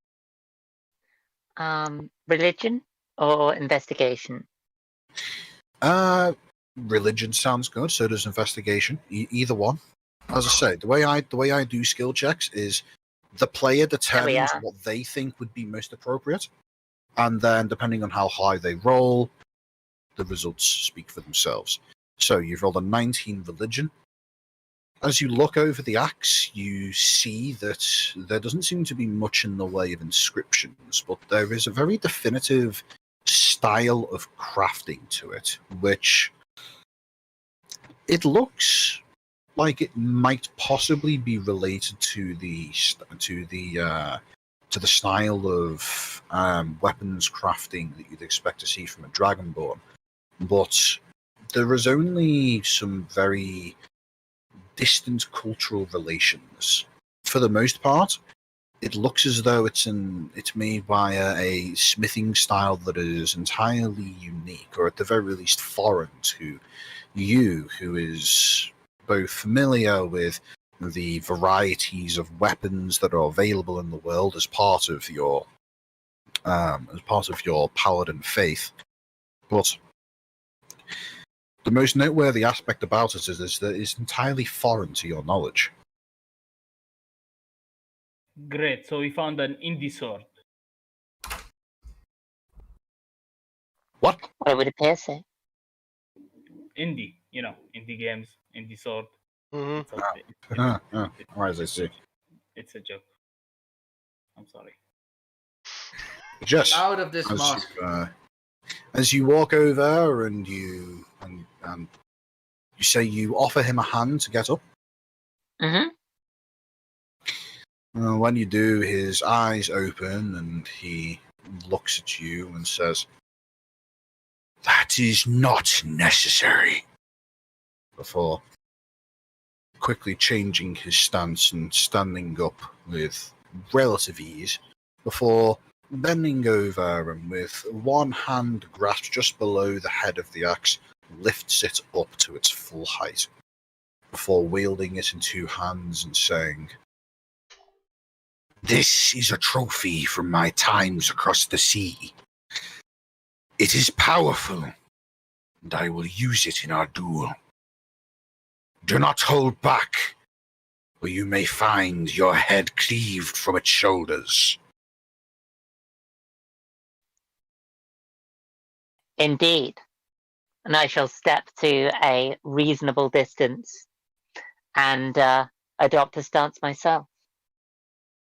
Alrighty. I shall look over So- to him and offer a prayer of my own, as I shall raise my sword before me and call to him, "Glory to the victor."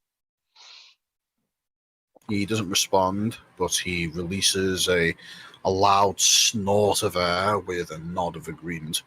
How far away do you back off from him before the beginning of the duel? 5 feet? 10 feet?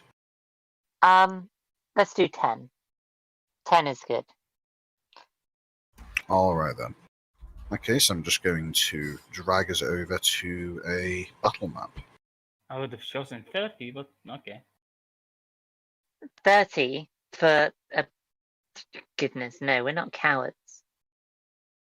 So I've arranged all of your character Yeah, it was tokens. stupid.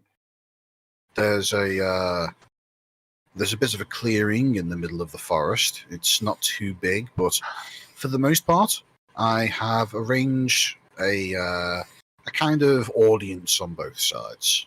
You can see the kobolds off in the top right, and the rest of the party in the bottom left. Unfortunately, CD isn't on there because Chase has yet to upload a character image. So for now, I'm just going to plop that there. Yay. May I just point out that kobold picture is adorable? That is amazing. Yes, I agree. Yes, it's adorable. It is quite good, isn't it? I believe I mentioned that Scrack and his pet kobolds are characters that actually featured in a different campaign where I played as Scrack, and that was an image that we used for the campaign. It was good fun. So, I would like you to give me an initiative roll. What's that Z arrow, by Okay. the way? Let me just. Let's- Just before the duel begins, I asked Bruce for his flask. For my flask, sure. Yes, I think I need a drink to witness this. Take as much as you like. CD takes a whole fucking swig. Realizes that there's a lot more in the bottle than it seems to be. Stops. Tells him, "Thank you." Wiping his mouth.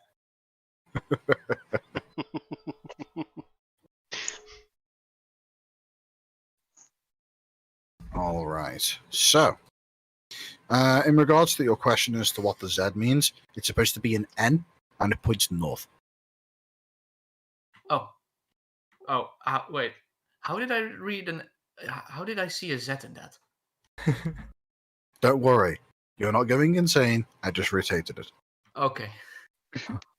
I was going to say he had some awfully red honey recently. I cannot. I'm not allowed to say anything about that. So, I have done Scrack, fantastically once again. Scrack rolls a 4. Hmm. This could be more of a fight than we thought. If we're both going to roll awfully. So, as the duel begins, you get to make the first roll. Any of the people who are not actively taking part in this fight, feel free to play some music via the rhythm bot. Ah, yes, I have the perfect one. Put the one that I linked in earlier. with the fighting. No. Okay, I shall first bring up a. Oh, hang on, can I do this? Right, I've got to work out how I'm doing this. Give me a moment. Does Yeah, my smite? Theo. Does my smite consume my bonus action? The smite that you do as a spell, so for example, a prefix smite, like a branding smite or a thunderous smite, something along those lines, yes, that costs your bonus action to cast. However, just a regular smite, also known as the divine smite, you get to choose whether you use that on any given attack, and when you do so, it doesn't cost anything apart from the spell slot that it consumes. Fantastic. I shall glisten with a shield of faith, All right. and then I shall step forward and swing at Scrack. All right. shall Then make go a- ahead and take a swing. Yeah, I shall make an overhead swing, moving for his axe arm, which is here. Bam. All right. And so- before you say it, yeah, let's because the first blow decides everything. Let's make that actually hit. I don't think this You works already- that way. Right. There was a clash of steel between the both of them. All right. Oh, goodness. So, go ahead and describe in in-depth detail how you take your swing. I shall raise my sword to one side of my head, Mhm. point to the heavens, and step forward, swinging as I step, making the cut through my motion, and straight into his dominant arm, just below the axe blade, the axe haft. All right. Okay. So, you add a +10 to your swing via the use of your channel divinity, causing the blade to swing with divine precision, making its way through his carefully managed guard and managing to slip beneath the suit of half-plate armor and otherwise armored scales that the large lizard man before you has, dealing a total of 7 slashing damage. As you hit, you are able to see that you. Sorry, you said something? Yeah, it doesn't. I don't know how to make the macro do it, but I reroll 1s or 2s on melee weapons, and I've rolled 2 2s. All right. So where did you? Okay, so where are you getting that reroll 1s and 2s from? Great weapon fighting. Let's see. Yes, you Hang on, are I have it right. here. Okay, so the way to do that is go ahead and just roll for me 2d6 plus 3. That's better. That's a fair bit better. So That's like twice as good. it is. Can I also smite him? Yes, you can. There we are. All right. Let's see here. And I've got the macro, so it already rolls it. So that's 21. 21 damage. Right. Okay. Yes, I can see you have got it set up there. That's pretty good. Right. A total of 21 damage as Grace steps forward and with a great deal of not only confidence but also divine guidance swings her blade at the almighty lizard folk before her and manages to score a solid hit. You can see as you aim for the arm of Scrack, he's able to, whilst moving his arm out of the way so that the blade does actually only catch his arm, but mostly ends up putting a nasty gash across his front. After the slash applies, what is originally looking like a nasty cut across both his forearm and across his chest, you can see the wound begins to glow brighter and brighter and brighter before eventually erupting forth in a gashing, blinding light, which you could see results in a burning sensation across the lizard folk's body.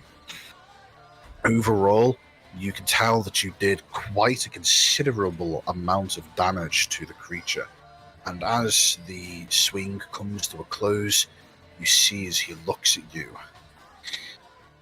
you can see the fire in his eyes, the fire of a fellow warrior who has just been wounded but is respectful of the effort put in. And as the great lips smile, exposing forth the teeth, he says, "That was a good hit." So, is there anything else that you wish to do with your turn, or is that it? I shall give him a grin and ready for his play.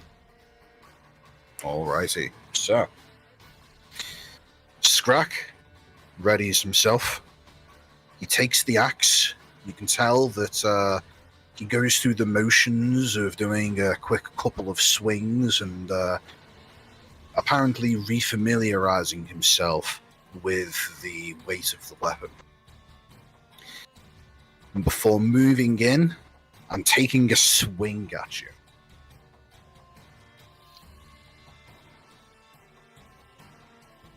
Does a 17 hit? It does not, Alright. thanks to my shield of faith, which has risen my IC to an 18. As he goes to swing at you, and the axe slams down into the ground beside you, he looks at you, and as he looks up at you with him now in a clearly vulnerable state, you could see that what would normally be a look of "oh shit" is not what appears to be across the face of this lizard folk, with instead a look of confidence and bravado appearing, as he then rapidly lets go of his axe, charging into you and attempting to take a massive, chunky bite out of you. Let's see. Unfortunately, I'm going to have to roll this one manually. So, let's see here.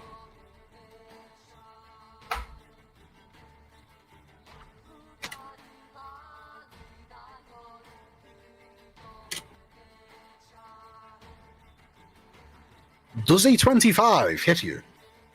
That will hit me, yeah. As he charges forward, he manages to slam his great jaws onto the thigh of your leg before ripping back, with taking a significant chunk of your leg with it. The open wound and flesh that he takes with his teeth, you see as he grinds between his teeth before swallowing them down. And as he does so, you see some of the wounds that you left across his body with your divinely guided strike begin to not so much as close up, but almost begin to bleed more heavily and coagulate, and you can see that there's some rapid regeneration taking place. Let's see. That would be /1d6 plus, let's see.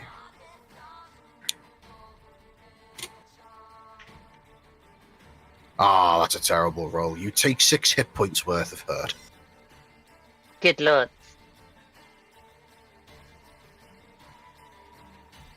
That is a miserable roll. Yeah. He manages to take a chunk out of you, but thankfully, not much of a chunk, it seems. Alright, it's now your turn again.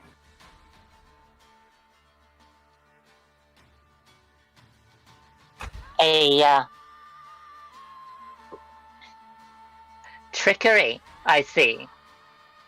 As I shall bring my blade across the back of his now exposed neck.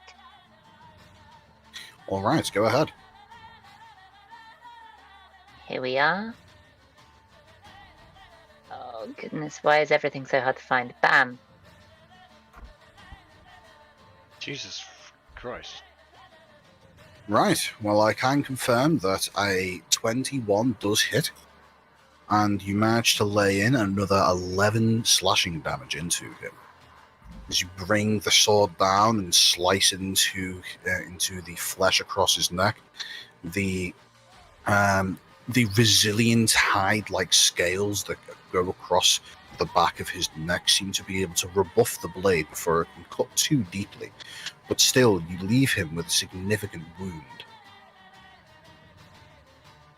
And I shall simply laugh at him. A good fight. And I also need to make a concentration check, which is just this. Which, oh no, that's a fail, isn't it? What are you checking for?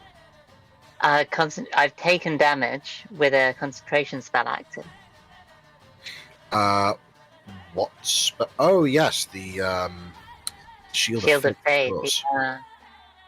Yes, unfortunately, that is a failure. Unless you have some means of having advantage on that. Which I do don't not. think you do. Right, well. That is fine. I can accept that. So. It served its purpose. As Skrak's turn begins, you see as he receives the sword blow across his neck, he quickly repositions himself to your side. As he does so, he takes his axe and he does an almost back cut, going up in a diagonal direction as he swings towards you. This time, instead of swinging with a head-down strike, he does so with a fair bit more skill rather than sheer brute strength.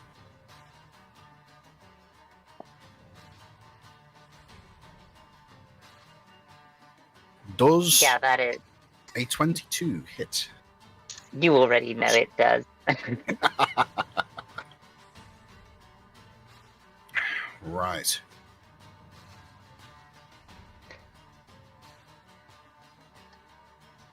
As he does so, as he takes a swing of this axe, you can see as he finishes his axe swing, you can see as he once again bulks up further, with the wounds that you've managed to inflict upon him becoming ever more coagulated and cut down in size. You can see as he regenerates a small amount of vitality once again. Grace is looking a little worse for wear. But all right, well, it is your turn once again. And this time I shall take my blade and lunge towards him, hopefully striking somewhere vital with a strong step forward. That is not great. Yeah, that's not great. That you can roll much better than that, Kiki. Yeah. That is not great at all. And I've used my this thing actually hits button. I just missed. I think so. It's Channel Divinity.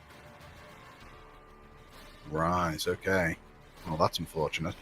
As you take another swing, this time attempting to respond in kind with your own upwards diagonal strike, you see as he simply steps backwards, leaning on the weight of his tail in order to avoid the strike. And as you make your swing, he looks at you and says, "Where did your skill go? Did you lose it behind a rock?" A simple misstep, and I shall bring up my Shield of Faith once more. Section. I ask Groose for his flask again. I'll take a swig and pass it. I take a very heavy swig and see if Grigori or Marsh wants it.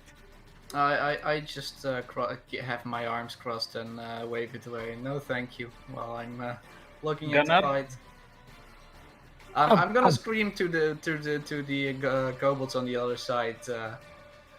He's a good fighter.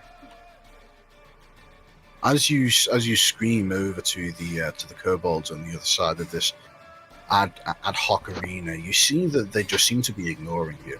All but one of them are doing their own variation of a overly enthusiastic cheering, with the lot of them either jumping up and down, whooping as they go, or fist bumping each other, with all but the cook, who is instead just simply sitting there with a cup of tea, looking terribly unamused by the whole thing. Oh, she's fucking used to this. So, with the turn now switching over to Scrack, he looks forward, and the once sign of confidence in his eyes now diminishes as he looks at you and says, he just grunts and just swings at you once again. This one doesn't seem to have anywhere near as much effort behind it, and as such, he swings with disadvantage. Does a 14 hit? It does not. Alright, with you being able to see the overly telegraphed horizontal swing of his great axe, you are able to step backwards in order to avoid it, and you can see that apparently the enthusiasm that he showed at the beginning of this fight is now lacking, and you can see he seems to be rapidly growing bored of it. Hands over to you, Kiki. I shall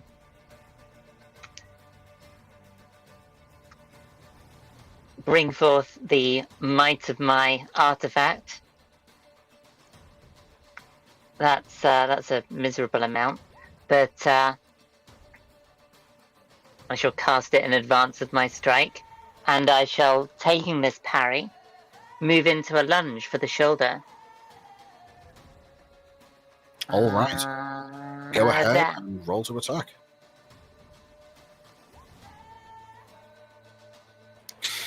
All right, so a 18 does in fact hit. And that 2 there can be re-rolled. It can, so go ahead and roll an additional d6. Mm-hmm. Okay, so you get a 6 plus 4 plus 3, so that's 13. 14 with the additional smite damage. Just calculate that.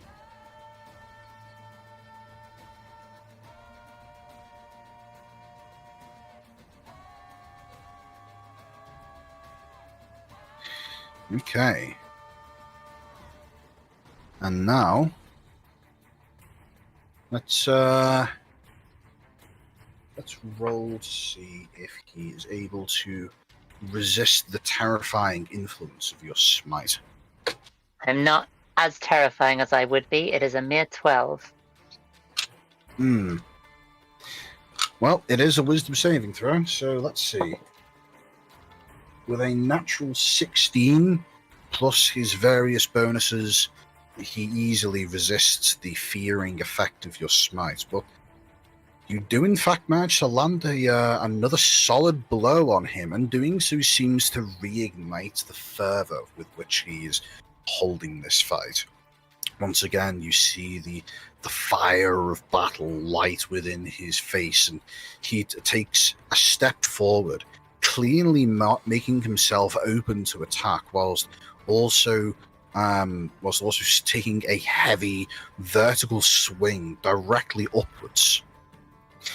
As he does so, you can see he roars forward with his bellowing as he does so, causing another gout of blood to rip forth from his wounds, filling them with rapidly coagulating blood as he once again has another burst of vitality. This time, because of the nature of this boost, he is attacking with advantage. Lord have mercy on you.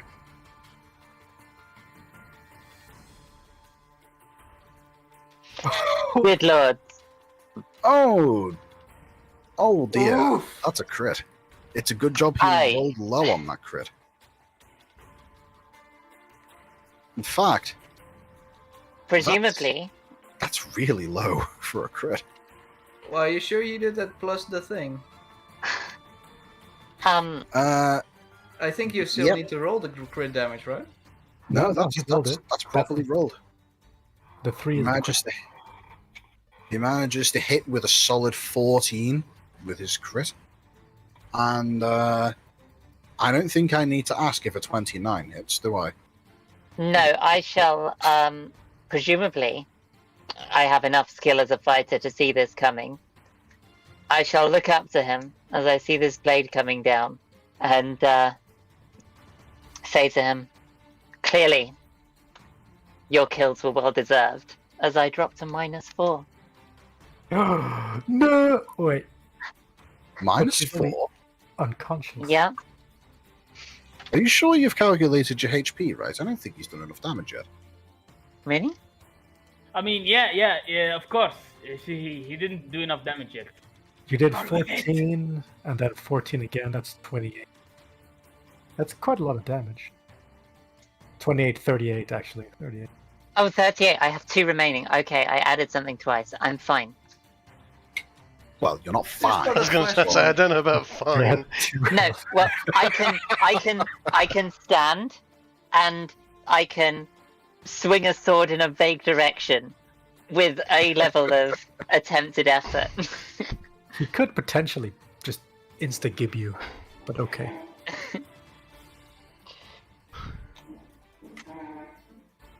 Well, I shall What was still that make the noise? statement. So you describe what you do after you take this mighty axe swing. I shall skid back across the ground, taking the blow,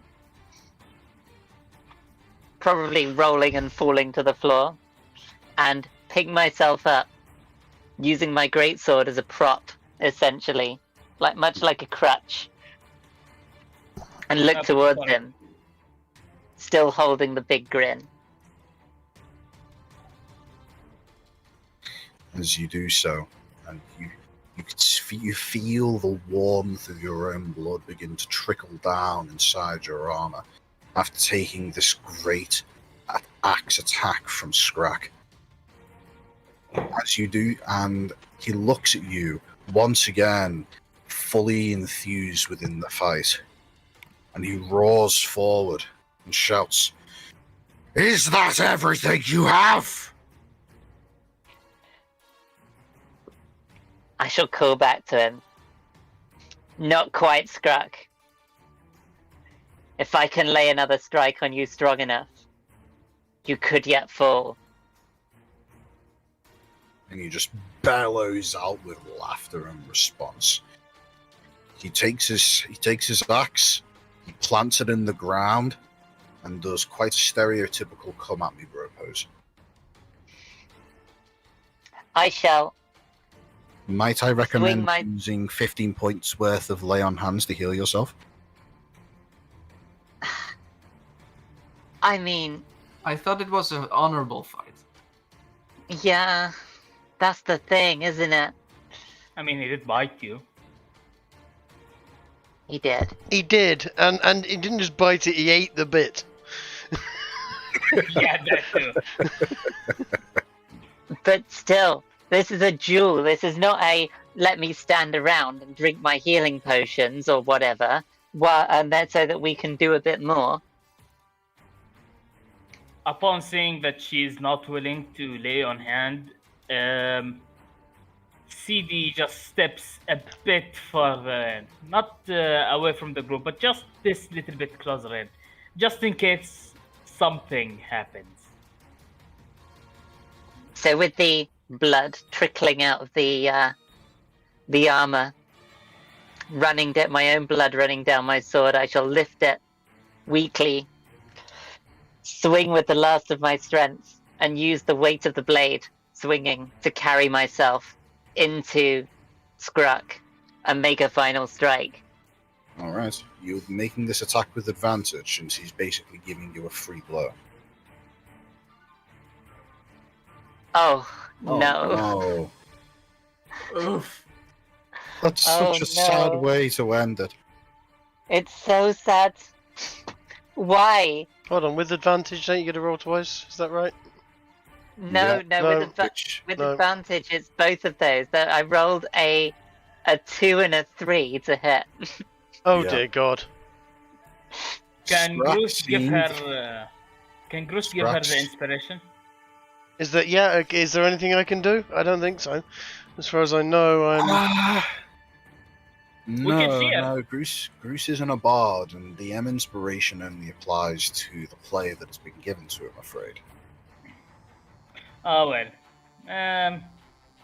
Good fight, I guess. Well, as you swing your greatsword towards him in one valiant last swing, he catches your arms with one hand, engulfing the entirety of your right hand, as well as the sword handle that holds it. He then uses his other hand to grab a hold of your neck and begins to lift you whilst choking you, and says, "This is a glorious fight," for throwing you to the ground and clattering your sword to the side. Effectively choke slamming you into the ground. I'm just gonna roll a d4 worth of bludgeoning damage as you hit the floor. I'm living for the 1.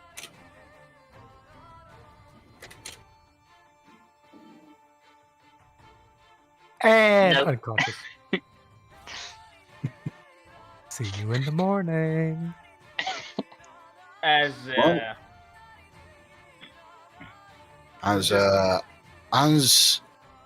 As Grace's body hits the floor with a heavy thud, you see as she is apparently unconscious in the process.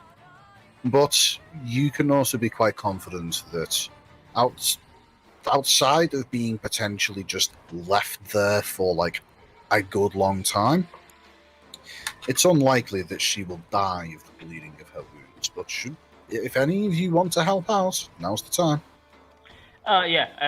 I basically, at the end of this duel, rush towards Grace and cast my spell. Can I help? Can I help him in doing that? There's no need to help.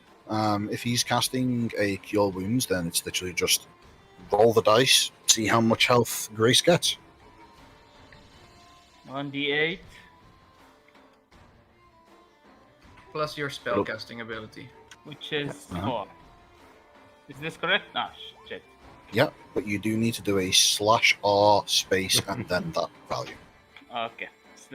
/R space 1d8 plus 4. There you go. That's perfect. Nice.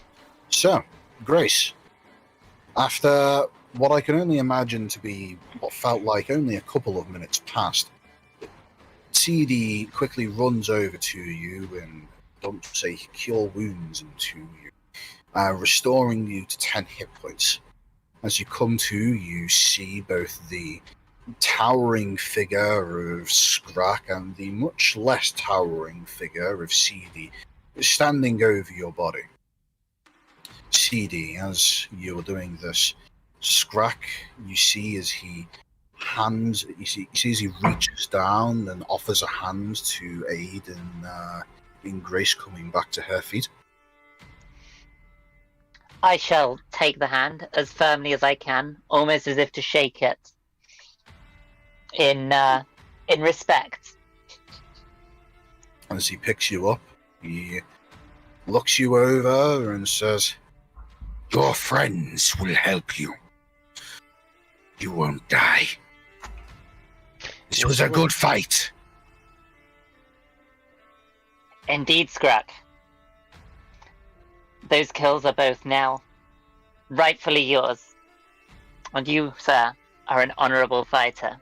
I hope that we meet again sometime. Yes.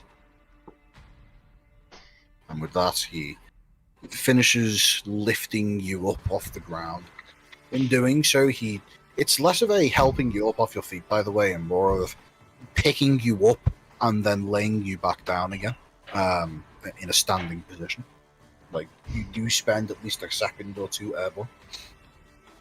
And he looks over to the rest of your party and says, There are things we should speak about. Before walking over to the kobolds, who then continue, who have at this point, by the way, have been just in a continuous state of jubilation over his victory. But as he steps over to them, you see as they quickly go from celebrations to attending to the wounds of Scrack, who he himself is also starts aiding in the process by removing bits of armor and doing little bits of first aid on himself. I can do 5 medicine. Can I help out in some way on the healing of Grace?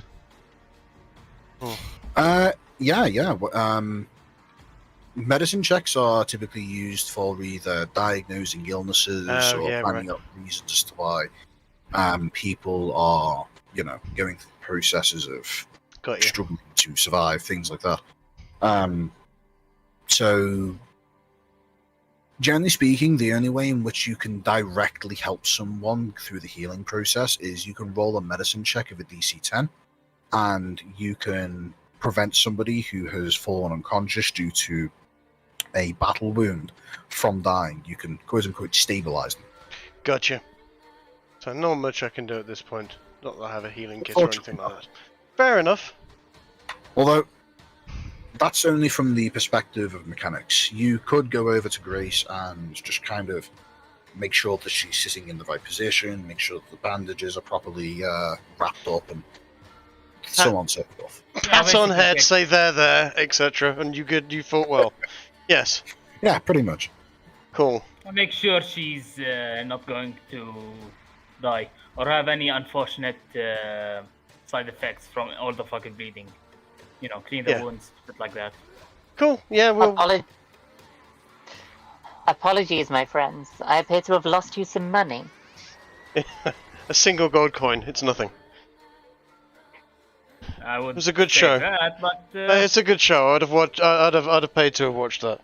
What they lost in money, they got in an Entertainment. Fight.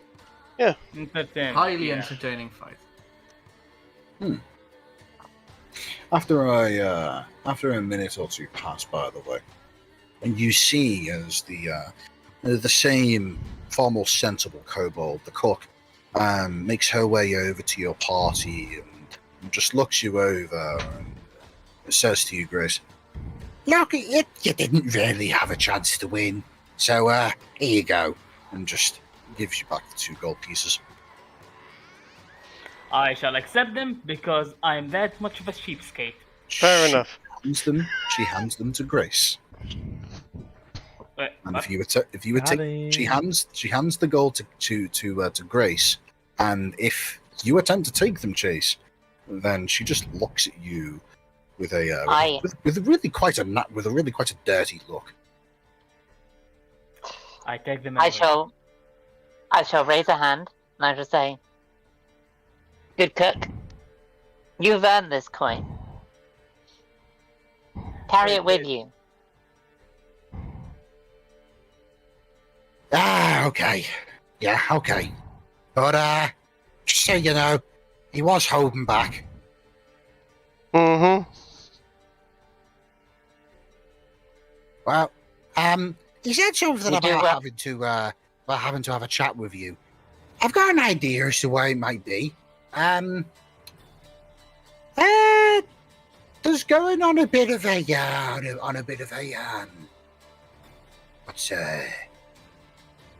crusade. A bounty hunt. Yeah, crusade. That's a good word for it. I've heard that used a few times. Does that sound good to you too? To 5? Well, that depends. Where Is are this we going? crusade just? Just what? I don't know. I think Scratch's going to tell you more about that. Bye-bye. She just turns around and walks back before pocketing the gold again. That is, assuming anybody prevented Chase from snatching the coin whilst the cook wasn't looking. To the greatest degree I am able, I shall stop him. Right, This so is well-earned coin on the hands of this kobold. I would say anybody attempting to prevent him would need to have a higher passive perception than his sleight of hand roll.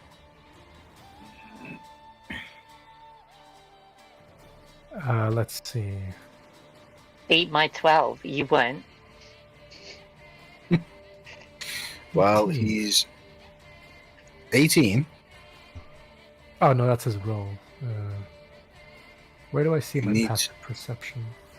So if you look on your character sheet, you'll see no, it's on only the 14. core section, Oh well. it's all the way at the bottom. Yeah, it's 14. So that's a All right. 9. So Gunnar didn't see it. Groose, did you see the snatching of coin? Let's see if I saw. Hold on. What's my passive perception? Let's just dig that up. It's 10 plus basically your wisdom. Yeah. It also actually says your passive perception at the bottom of all of your ability checks. It does. Hold on.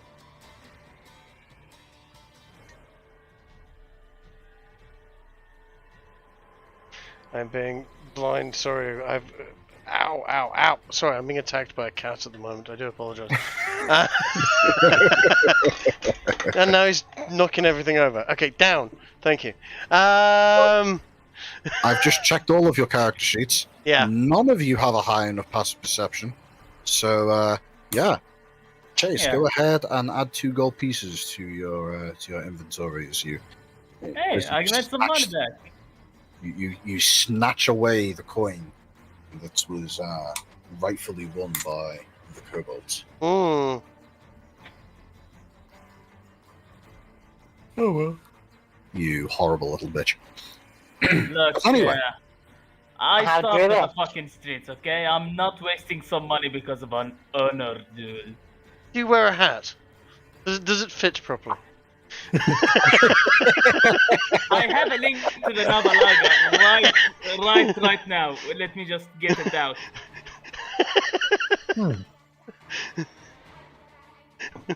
You know, we do All need right. some funds to start off our rhododendron farm.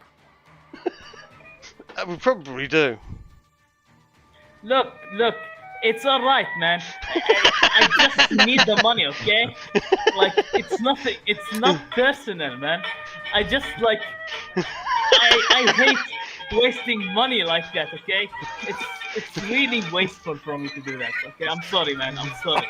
Look, if it weren't for Chase stealing the money, somebody else would have done it. Exactly!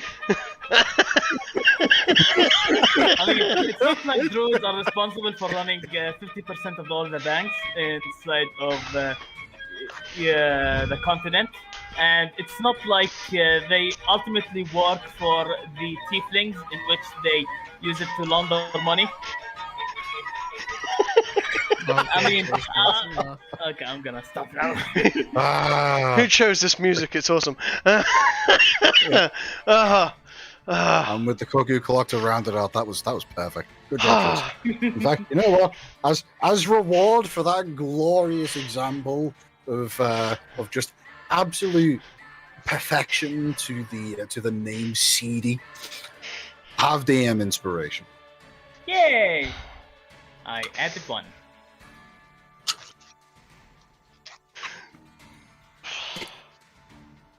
So yes, a few minutes go by. Oh. That was a cough and a yawn at the same time. A few minutes go by, and Scrack, in a now apparently treated wounds look, comes back over to your party and says to you all, "Me and my kobolds, my tribe, We are on a quest. We hunt and we slay the filth. We must find the one who makes them, the one who leads them, and we must slay it and eat it and make it never return. If you will help, there will be much to be had.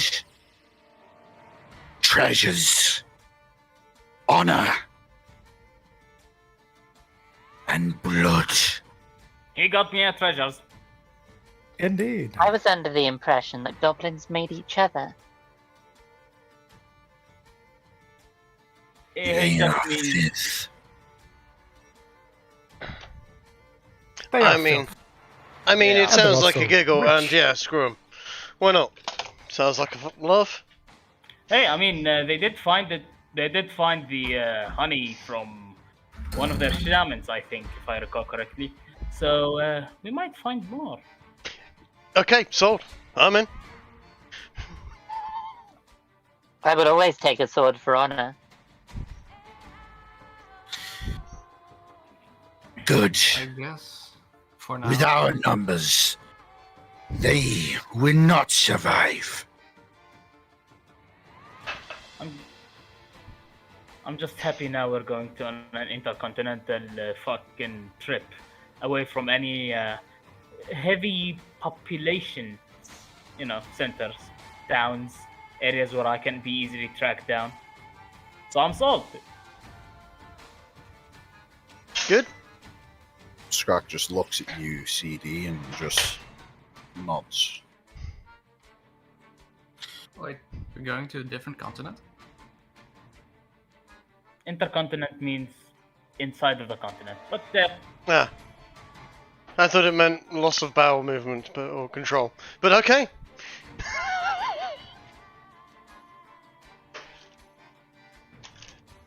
I mean, you can do Scrap. both intercontinent. Yeah. Scrack just looks at the party discussing continents and bowels, whatever they are, and just nods again in your direction, apparently not understanding most of what you just talked about before, saying, We will be here till tomorrow, son. Go and do things you need. Come back when you're ready. We will wait. and he just walks back over to his kobolds and begins discussing things in a language that only the people capable of speaking Draconic would understand. I can. Well, in that case, you would understand that he's just barking out some orders for them to gather up whatever supplies they can from this region of the forest and to tell them that they're going to be moving out within about 24 hours. As he's barking orders, Tatooine comes like right out of my shoulder, goes down and checks on Grace. Apparently he's been watching the whole fucking duel and was worried sick. Like squirrels all around her wounds, seeing if she's alright. CD comes him down, telling him, it's alright, I picked her up, don't worry.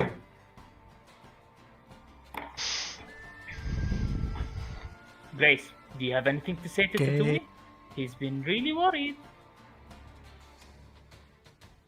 You said you washed this thing, right? He's cleaner than me most of the time, yes. That doesn't say much.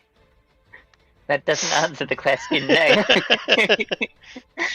Yes, I do wash him. As a matter of fact, he demands washing. He's a really needy fella, for some fucking reason.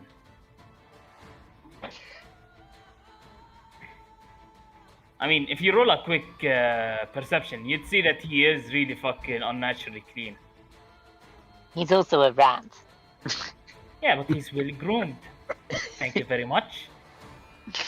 I mean, Uh. in all seriousness, rats in real life are actually very hygienic creatures, given the opportunity to be so. And yet, people still observe them as filthy. No, when I said Because when they given the are. opportunity to be so, Hmm. normally they live in the sewer. It's pretty difficult to be hygienic when literally everything you touch is made of filth. Upon seeing everyone like scorns of disgust against Dewey, he just squeaks something, which CD translates to the party. Your kind causes one plague, and all the time people look at you like you're dirty. One. One? Hasn't about uh, 5,000 you- too short. Hasn't this race been expelled in over 1,300 different towns because of it? This is rat-phobic, you know that. Well, good. Oh, we That's don't the fear point. them. Damn. Look, he's clean. Poor You little should guy. take it.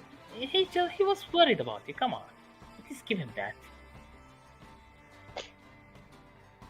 He is, I guess, in some ways, cute. Anyways, we have made a good friend with Scrug. It would seem so. And we have a day and a half-ish to get to town, do any shopping we need for any supplies for this quest, and then get back, I believe. Is that roughly the state of affairs? Well, Scrock specifically said they'll be leaving at sun. So Is that sun up, Tonight. sun whatever down? that means. Yeah. That means said so. tonight. Scrock is not a man of many words. So do we have time to get back to the town and back? Or not? Most likely, I mean- yeah. Scrug also said that they would be there for the night. Yeah. Right now, it's the morning. Yeah. Getting from where you are back to the city will only be about 2 hours.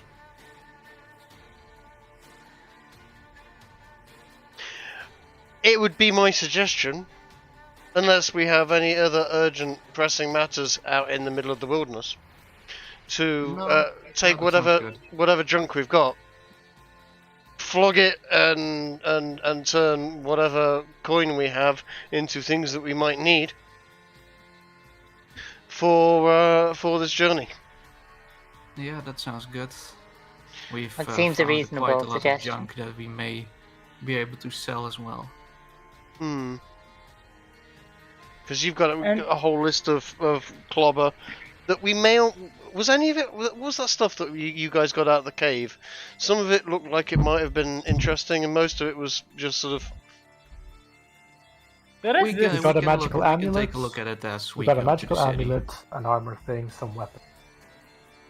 yeah, But we can take a basically look at that off. It's gonna off- take us a while to get back to the city, so we can take a look at all the contents while on our way. Okay, well, how about this? I'm gonna go take a shit. Whilst I do, you lots all describe, go through the details of that list with one another, make plans, and then when we get back, we can discuss the details of a bit of a time skip. All right. Okay. Right, I'll be back in a moment. Right. So to go through that list, if this is what we've got here, is 3 long swords, 2 I short put it in the swords. chat again. Yeah. A halberd. Some haggard leather armor, which may require some restoration. It is not usable in its current state. A few pieces of plate mail, not full suit, but enough to constitute a half-plated suit of armor. A variety of small, valuable knickknacks. A few horribly stained books. A small sculpture of a beautiful human woman who appears to be mid-posed in some elaborate dance, made of perhaps ivory or marble, in any case of bright white material. A small lockbox, locked, lock being a bit gunked up, and a weird necklace made of bones. see the A magic showcase. amulet, yes. Yeah, See the showcases a bit of interest on the magic necklace. May I see that? It tells you what it does as long as you're holding it. Okay. As CD holds it, he suddenly stands up, says, wow. Well, anyone else who does, Either one of would them have already was known. as drunk as Bruce, or was making this for a fucking prank. But they do have some quite weird effects. He basically tells you a list of the effects. I believe we need to roll for the amount of bones that we have for each specific effect. When Ginger comes back. Yeah. Okay. Do we have anybody that is going to be able to open this small lockbox? If you give me a few minutes, I might be able to. First, we need to clean it up first. Right. There's a bit too much gunk in there. I might be able to use the mending spell on the leather armor. Okay. If you guys can't get the lock, then I can probably force the thing open. And if I can't, Scrack certainly can. Let's keep brute force for later. Save your strength. You need to heal.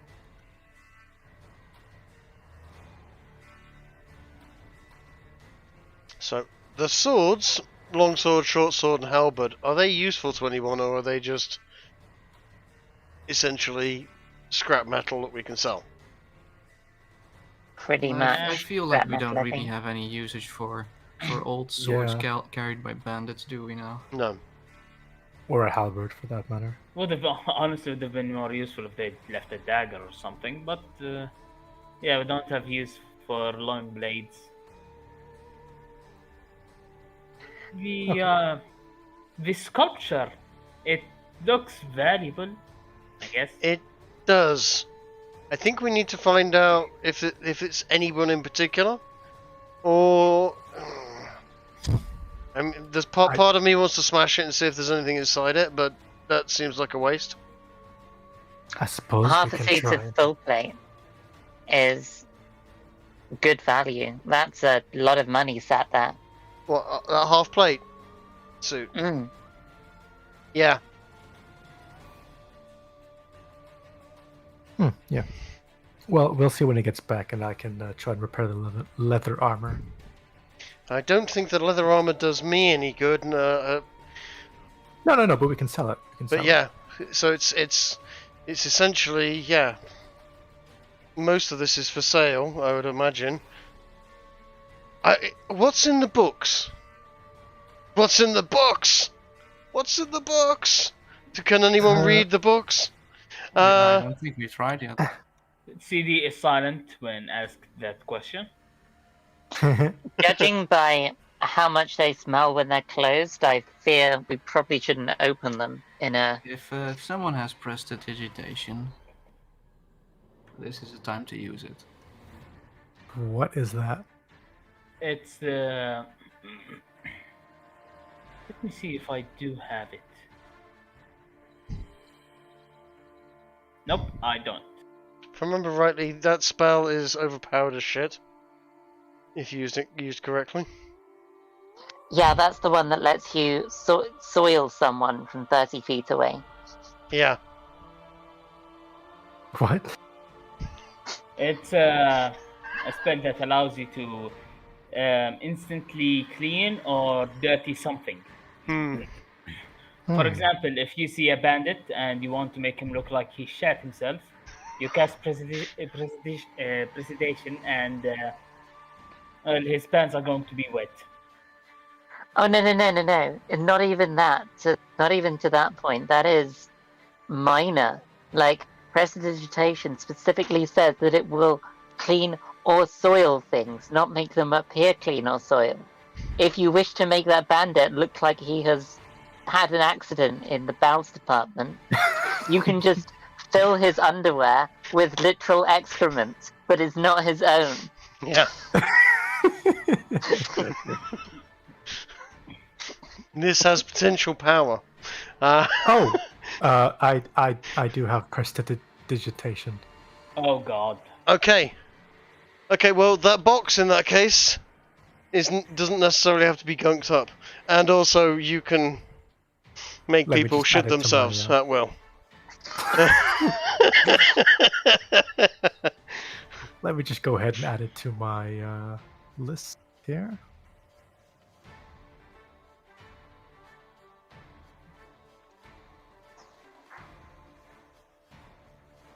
Good lords, we have.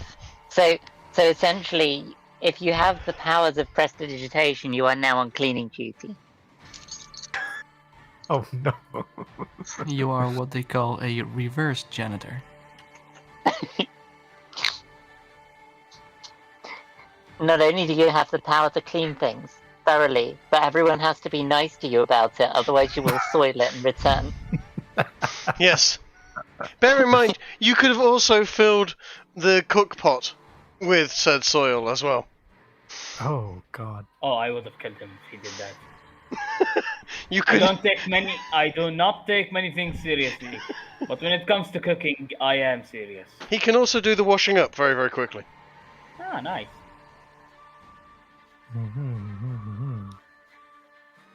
There are few It's, others that can complete the quite a washing up few. in a mere 6 seconds. But bear in mind, he could do the same spell to someone's bowl of soup or spoon as it's being raised to their mouth. Stop giving him ideas. Literally, Oh, eat shit. boy. How's that rice taste?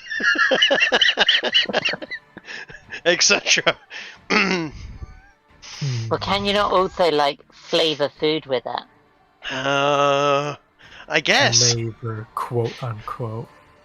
No, I think it literally says in the spell description that you can flavour up to a pound of food or something. Oh, for fuck's sake, I'm going to take a piss.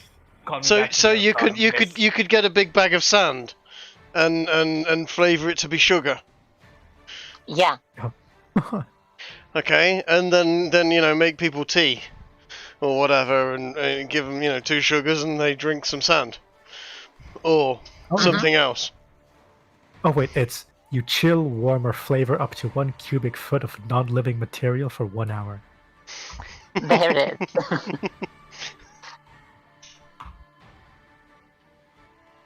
Good thing. It only has to be there for a few seconds for you to taste it. Mm-hmm. Yeah. And what you will need is ideally some way of casting the spell without waving your hands around and making everyone go, "Hey, that dude over there is casting a spell." Yep, it's a cantrip. So Ah. But it still has components. I think it's verbal and somatic, so you need to say things and wave your arms. I guess I can just say, just wave my arm at someone and say, "Eat shit." Yeah. Yeah, exactly. There it is. You could literally do that. And at the same time, you could make that excrement taste like candy floss. Oh, Please.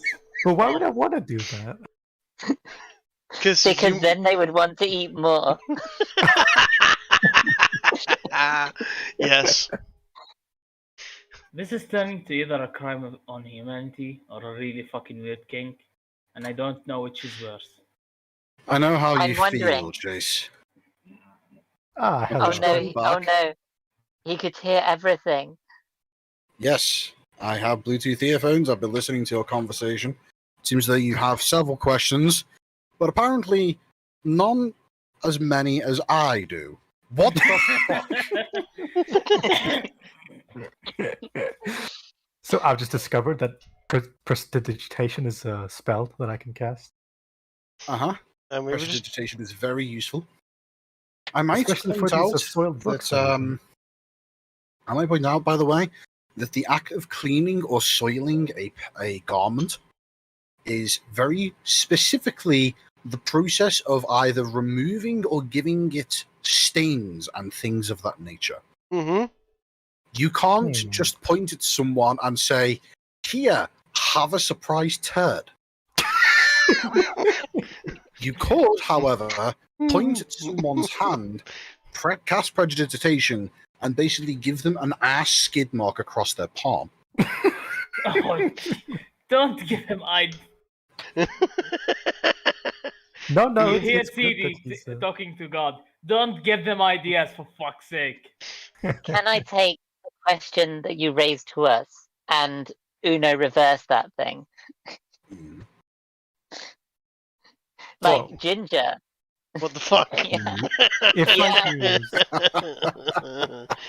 Oh Look, god. I'm just I'm trying to also prevent you from being able to actively feed people shit instead of just simply giving them the ability to perceive shit. So we could still make certain that the spoon that they're eating food off is nicely shitted up for them. Yeah. It would have the appearance of shit, and with a subsequent casting, you could also give it the flavor of shit. But they Yes. wouldn't actually be eating shit. It would just be a very convincing illusion of the fact of that they would believe they are eating shit. Is it an Wait, illusion? but, Hold on. Are you sure it's an illusion? But wait. With a second casting, we could make them taste the shit, right? Yes. Actually, I could Does just that make mean one that- casting. Yes, one casting tastes like shit. They eat it, they throw up. Can we please continue? That's a method We of could- torture, by the Yes. way. I want to know if I clean these horribly stained books. Mhm.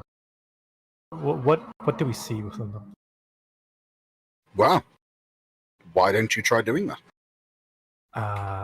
Yeah.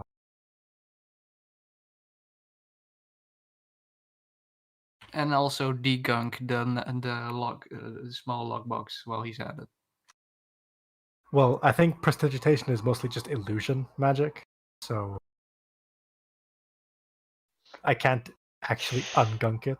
I can just make it seem ungunked. I guess. No. For the No. purposes of cleaning something, you could degunk a lock. It's Okay. it's kind of ambiguous, but basically what I'm DM ruling is you can't make an actively dedicated lump of shit appear in front of you. But if for example you were to take a golf ball sized lump of fecal matter and spread it evenly over the entirety of a room, then via the use of prestidigitation you would be able to remove that. At least over the course of several casters. At least over the course of several minutes worth of casting. I Okay. so love that you have had to explicitly state to us that you are ruling out simply summoning excrement in purest form into someone's underwear unless we smear it for your pleasure. Yes, correct. See, guys, I told you before. Winning in D&D is about making the DM make the most amount of rules. Okay. It's not really creating a rule, but So, okay. cast What it. do these books? I'm describing to you guidelines to give you an idea as to what you may or may not be able to accomplish. Yeah. We're just joking. Don't worry. We know that. I know. Anyway, But yes. what are the books, please? No summoning turds inside people's cheeks. Aw. How about feeding them turds and making them taste nice, and look like something else? Can we If, just Yeah, well, please, like- if you were to Like we take can if can you we were to take please a get lump to of the actual dog shit, Yeah, and okay. you were to use cast prestidigitation on it Yeah. in order to make it both warm and also taste of fudge, then that person would be convinced this is his fresh fudge Yes. until the spell wears off. Excellent. At which point This is you will this. This is At what I'm which point talking you about. will have most likely made yourself many enemies in a great many locations. Yes. Can we please? Guys, I don't have Get much to the time point. left. Can we please move on? Okay. All right. I mean, So, you say that. I'm Questions? just going to go on. Sorry. questions about the loot. Sure. Go for it.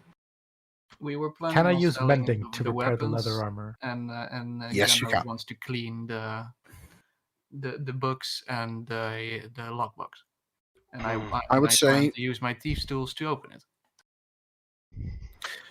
Before we get around to that, Marsh, yes.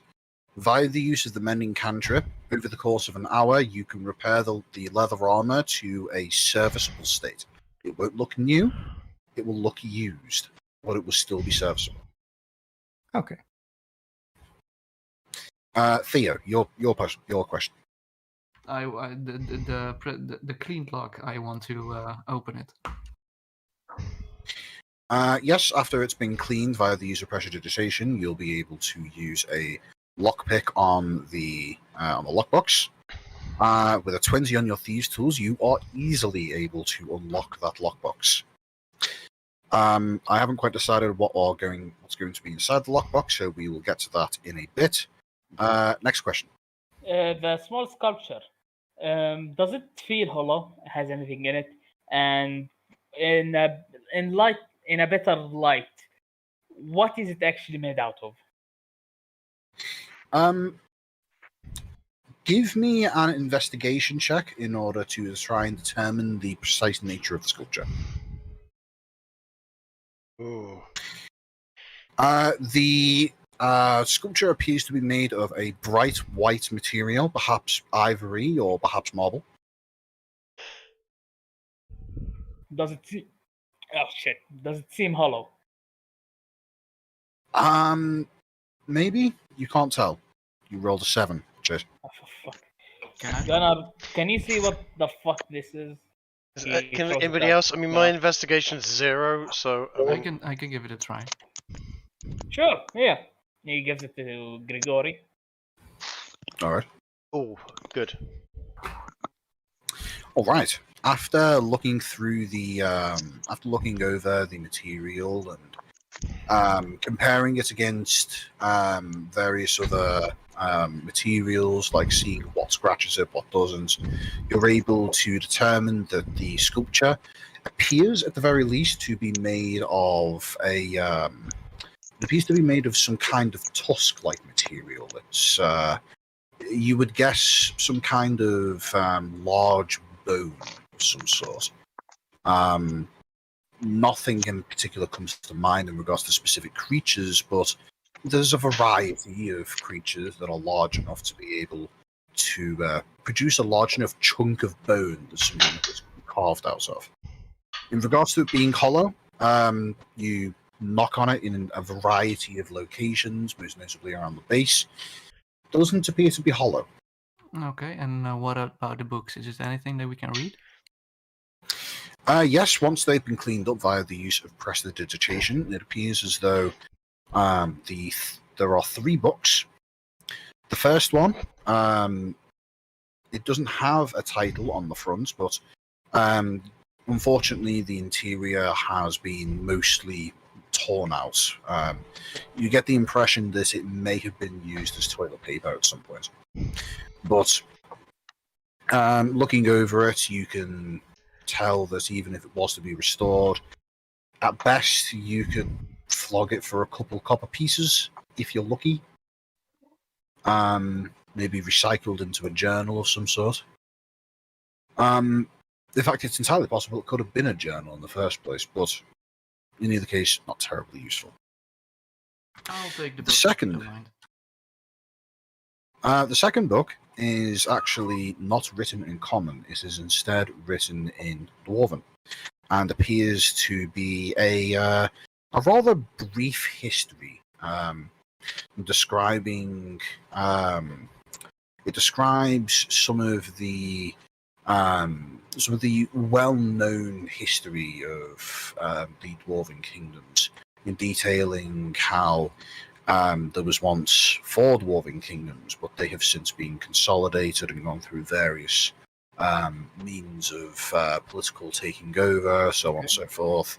And the last book? The last book is written in Common, and is basically just a instruction manual on how you would go about in how you would go about signing yourself up in order to become part of the trading network that is the Fire Iron Concordat. It goes through various instructions on the right people to seek out in order to be made an official trader along the trade network, and the kind of regulations you'd have to abide to and things along those lines. Do you mind if I keep the books, guys? Nope. I was going to ask, Do those regulations say anything about drugs? The Fire Iron Concordat is a trade network that it mostly revolves around the trade of firestones, raw metal materials, and also amenities made either with or for the purposes of facilitating this trade network. So, Okay. whether it be food or weapons trading, or basically things that would allow for the continued flow of commerce uninterrupted. Oh, nothing. The closest thing in mentioning drugs is the potential trading of medicines for the purposes of, providing first aid and the like to people who are mid-voyage. Well, we don't really have that in mind, so... No. But No. they're not saying they do not do it. They've got... It could turn out useful. But... Yeah. Okay. If we know who trades and stuff, that could be useful. Exactly. Okay, guys, I have to go. Thanks for playing. Okay. All right. You have a Take good care, See mate. you later, Theo. Good night. Goodbye, Later, Theo. thank you. Mwah. Thanks for turning up. Glad that faggot is gone. Anyway, let's get back to the real boys. Come on. So, We just need someone else to go, and it's an all-human party. Just as planned. I've been Well, just for that, I'm staying here all night, baby. I've been thinking, by the way, in regards to the things we're selling. How much value does the cart hold for us when we are traveling mostly through woodland? mean, are we? Not a whole lot. You want to get rid of my horse and cart? I'm simply suggesting that maybe it would be more difficult to bring it with us than it would to acquire a new one when we reach a location that is suitable for such travel. It's a fair point. I mean, Although, we don't know how much road we'll be We on. don't. I mean, how much are horses? It's not like he told us a direction we're going in. We could just But he get. does seem to travel through a lot of forest. Hmm. Hmm. But They we- aren't really the social types, are they? No.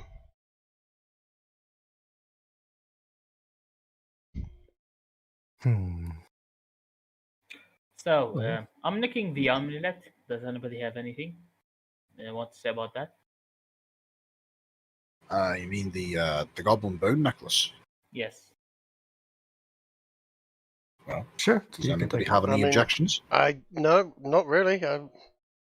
It seems to be more useful to a magic user than anyone else. The Hmm? I don't mind. I'm not interested in goblin mess. Just for quick notice, you said that we're going to roll as to how many bones we have. So there are a variety of different effects, as you know. There are 5 different potential effects in total. So, in regards to the effect of 2d4 plus blue, go ahead and roll a d4 to determine how many of that particular bone you have. D4, yeah? Uh-huh.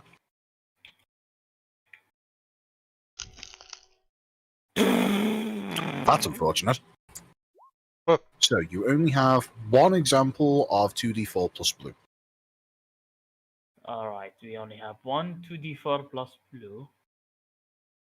Well, Now, roll another roll another d4 for determining how many charges of the long arms McGee effect you have. please be more, please be more, please be more. Please be more. For fuck's sake! That's another one. So you only have one charge of the long arms McGee as well. That's unfortunate. Wait a second. Before we roll another one, I just want to make sure. No, something is fucking with me. Something is fucking with me. Something is fucking with me. Something was fucking with me. Okay, No, no, no, one no, more. now for the next effect, yes? Because I'm not taking that one. Because I'm Perhaps not it might be a taking good idea for someone else to roll. someone else roll, please. I'm not Someone- doing this. Good enough, not one. How told about you. this? I'll roll for the effects of the necklace. I'll be generous. Okay?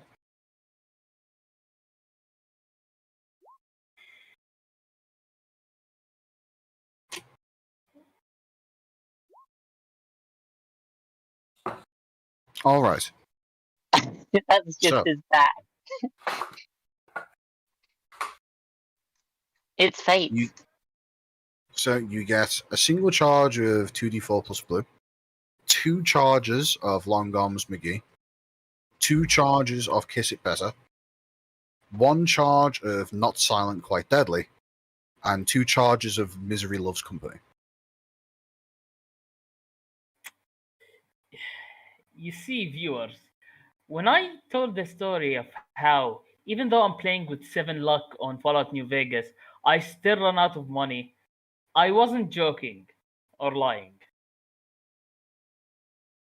Okay, so now that we've determined that you're only ever getting a total of 8 separate bones to snap, let's see. Let's see how the dice gods bless this next roll. That just to be clear, this next set of numbers is not going to be used to determine anything.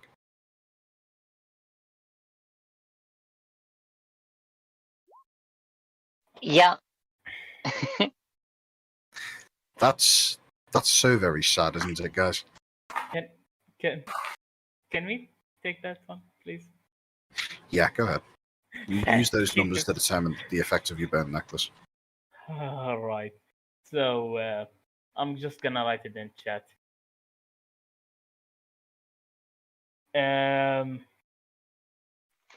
3 2d4 blue. Mm-hmm. For fuck's sake. 3 2d4 plus blue. Mm-hmm. Maybe I should write it out for you. I have a feeling I'll be quicker. I'm not really good at writing in English. Sorry. Yeah. In regards to the cart, maybe the cart and keeping the horse could be a good option.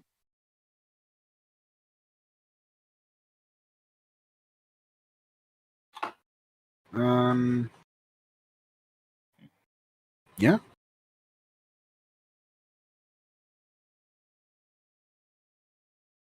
Hold on to I a mean- means of transport that we can use.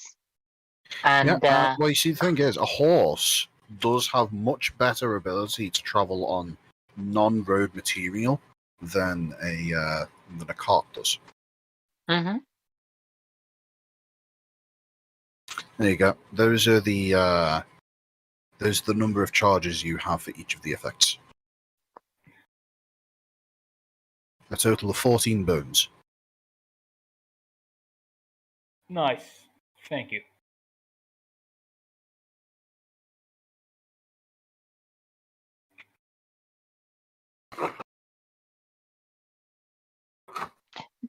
But yeah, as you heard, I think we were somewhat decided on our sales. Sorry, what was that? I said, as you heard before all of the good conversation about very important things, we were somewhat decided on our choice of sales, and that we were going to, for the most part, turn our luggage into gold. Yes, you were. So, for the purposes of determining how much money you can get for each of the items, in regards to the first 3 lines, the longsword, short swords, and the halberd, just simply follow the the Okay. the typical gold values of those items in regards to the DM's guide. So you'll be getting, I imagine, somewhere in the realm of 100 gold for those weapons in total. So we have a short sword and long sword. Yes, long swords are 15 gold pieces. 15 gold pieces for long sword, so multiply that by 3. And 2 short swords, yeah? Short swords are 10 GP by 1, so it's 10 by 2. The halberd is really expensive, 20. So that's 20 plus 20 plus 45. Yes. So that's 85 gold total for the 6 weapons. Okay. The plate armor, nobody wants it, yes? Nope, no think so. It's half plate. I'm not interested. Neither the plate armor nor the Nor the leather. leather. Okay, so in regard to the 2 pieces of armor, because they are both pieces of armor that are having to be restored in some way, in regards to the plate mail, it's not a suit of half plate. It's a suit that was once a full suit of plate mail, but has now been reduced to the equivalent of half plate. So it's like missing the legs and the arms, for example. Wait, would that benefit me since I can wield medium armor? Yes, you could use that armor as a suit of medium armor if you wanted to. But yeah, that's those 2 pieces of armor, because they both need to be restored and are not otherwise in perfect or new condition. You would only be getting half of their value according to the DMG. I mean, that's still a lot. Are we calling that half, or we're calling that half plate then, or damaged full plate? It's half plate. Oh, wait, So half of what half plate we get you. Yeah, half plate is 750 gold. It's a decent haul. Let me just be clear. This is a nice amount of materials that you've gotten from that. Question: can I just equip the breastplate and sell everything else? If you wanted the medium armor, you would have to take what you have in order for it. You'd have to wear what you currently have access to in order for it to be considered the full piece of half plate medium armor. No, because like half plate is way more impressive than breastplate.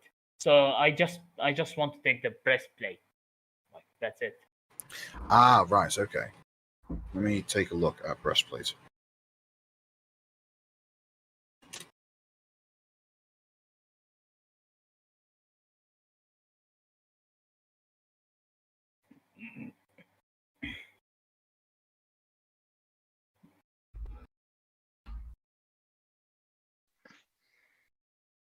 If you wanted to just take the breastplate out of the set of half plate, you could, but at that point you'd only be getting a 10th of the value of what you could get from half plate armor. Does anybody really mind me doing that? I mean, that is a difference of like 200-300 gold. No, 10th will be... So, hold on, it's going from 750 gold to 75 gold. Is that what you're saying? Yeah. Yes. Oh, no, because we're getting half anyway. So it's going from 425 gold to 75. We can sell it and then I'll get a proper breastplate later on. Yeah. Yeah. I don't think it's worth it. Yeah, I don't think so. We can get a whole heap of, I'm thinking stuff like healing potions and so on. Might be a good idea. And the variety of semi-valuable knickknacks. How much would those sell? I'm going to say roll 10d10 to determine the amount of gold that you get for the variety of knickknacks. This would be a variety of knickknacks after you have had after you've had Gunnar go through them all with prestidigitation and mending. Someone else. I can Hang do on. that. I am not repeating that already fucking shit show. Actually, let me try just for the meal. What do you want? 5d10, did you say? 10d10. 10d10. Oh, 10. Yep, 10d10 for the total value of the random knickknacks and other semi-valuable stuff. Right, that's 52 gold worth of random junk that you managed to get. Can I just try and roll? It doesn't affect anything. I fucking told you. Yeah. That's quite an impressive talent you have right there, Chase. If ever you need to roll low, I recommend that you have Chase do that. I have natural bad luck, okay? Seems so. Look, I Yep. genuinely, I'm seeing evidence of this. Mm-hmm. I genuinely am not shitting you. When I said that I went to New Vegas, 7 or 8 fucking luck, and I still lost all my money. Pretty impressive. I know. Thank you very much. If you intend to sell the sculpture of the human woman doing the dance, that's actually a particular piece where you can do some checks to try and find out an appropriate place to sell it. I will say this, with the correct information on who would be the best potential buyer and things along those lines, this has the potential to be one of the most valuable pieces of your haul. Figures. Well, can I do a religion check on it, maybe? Could do if you wanted to. I'll give it a religion check. It's not going to do any harm. I can assist for the what's it called? Advantage. Oh, that's not bad. Well, he's got an 18 and a natural 3 and a natural 1. Luckily, the 18 is the one we're counting. I'm going to get some text written up for this and PM it to you. Okay. In the meantime, that's everything sorted. So, Bar the box. I will. Yep. I'm going to go through with Theo the details of what was inside the lockbox. Okay. But I will say that the lockbox itself is worth 5 gold, should you wish to sell it. Well, I don't think we have any reason to hold on to it. I don't think. I mean, we've got a Oh, that's one of total you of, what was it, about 505, 557. That's right, isn't it? Sounds about right. Split 5 ways. Seems quite easy to do. 111 each, plus, some beer money.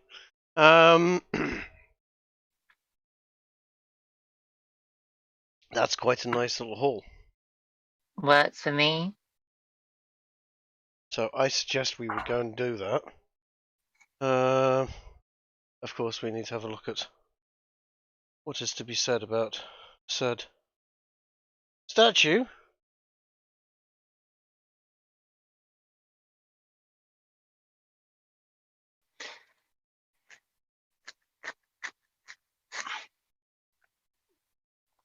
The cart is a decision for Groose and money for Groose, as it does not necessarily belong to the party so much as to me and kind of the monastery, but I don't know if they want me back.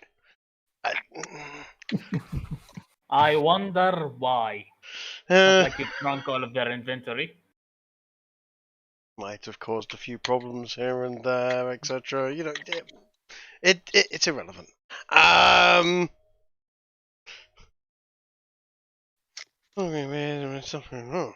there we go. I've typed up what is contained within the lockbox, and now I shall do a description for the statue. So, a glowing green polo mint. I think this is valuable.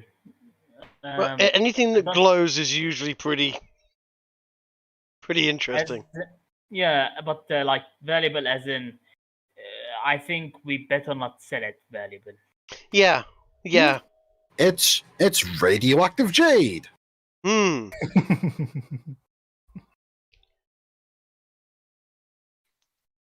Well, I mean, we could have some fun with radiation. Always. You could attach it to the rat and see if it grows. Oh my goodness, we can make D&D Skaven. You're not turning my rat into a Skaven. No, thank you very much. Oh. there's plenty of other rats around here. I mean, technically speaking, you could ask him if he wants sentience, but I'm pretty sure But the fact that he can answer implies that he has sentience. Yeah, I was going to say, it seems pretty sentient already. To be fair, it is a magical rat, yeah. From the giant forest. But it seems like something that we will need to look into and investigate and etc. I bead think with a hole in it. You think? Sorry? I think I've got a means of investigating these things here. I'm just checking. All right. Well, I am tired, so I'm going to head out as well. Yeah, I'm getting to the Bye-bye. point where I'm tired as well. So, yeah, good night. Well, I'd recommend giving it 5 more minutes for me to finish typing this off. And Absolutely. Then send it off to Trig so that he can Okay. just share it with the rest of the party. Fine. That is fair. Would perhaps what would it be, like Arcana? Maybe we can make an Arcana check on this bead, see if we can detect whatever magical properties it has. Because it's clearly intended as some kind of like charm. Charm, necklace, curse. Could be all sorts. But it's probably valuable. Or possibly powerful. Possibly a child's toy. Who knows?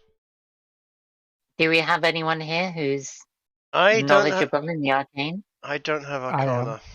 I have Arcana. Let me do that thing.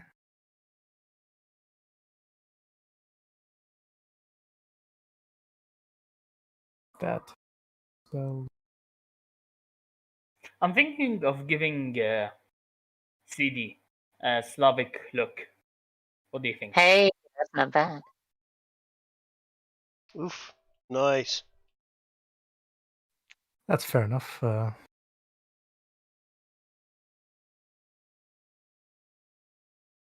You can have him squatting with his rat. Yeah. Yeah, basically that. Give his clothes 3 stripes running down the arms and legs. That's not a bad idea, actually. Oh No, my no. god, his tribe of druids are all Slavs. They all squat. Just the rat. Just the rat has stripes. Kiki, you wanted to ask me something a little while ago, but I was busy typing. Oh, we did an Arcana check on this bead. Ah, right, yes, I see. Gunnar, as you look over the bead, you pull out a small spyglass that you would use for being able to get a proper in-depth look at some of the more intricate workings for when you're working on your machinery. But unfortunately, you don't seem to be able to spot anything on the bead that would give some kind of magical indication as to its effect. As you look over it, you don't see any inscriptions or anything along those lines. You know that the only way to be able to identify what this does would be to either allow its effects to be applied to a given individual, or to use the spell Identify to figure out what it does. If you can't wait, I'll take the hit if you want.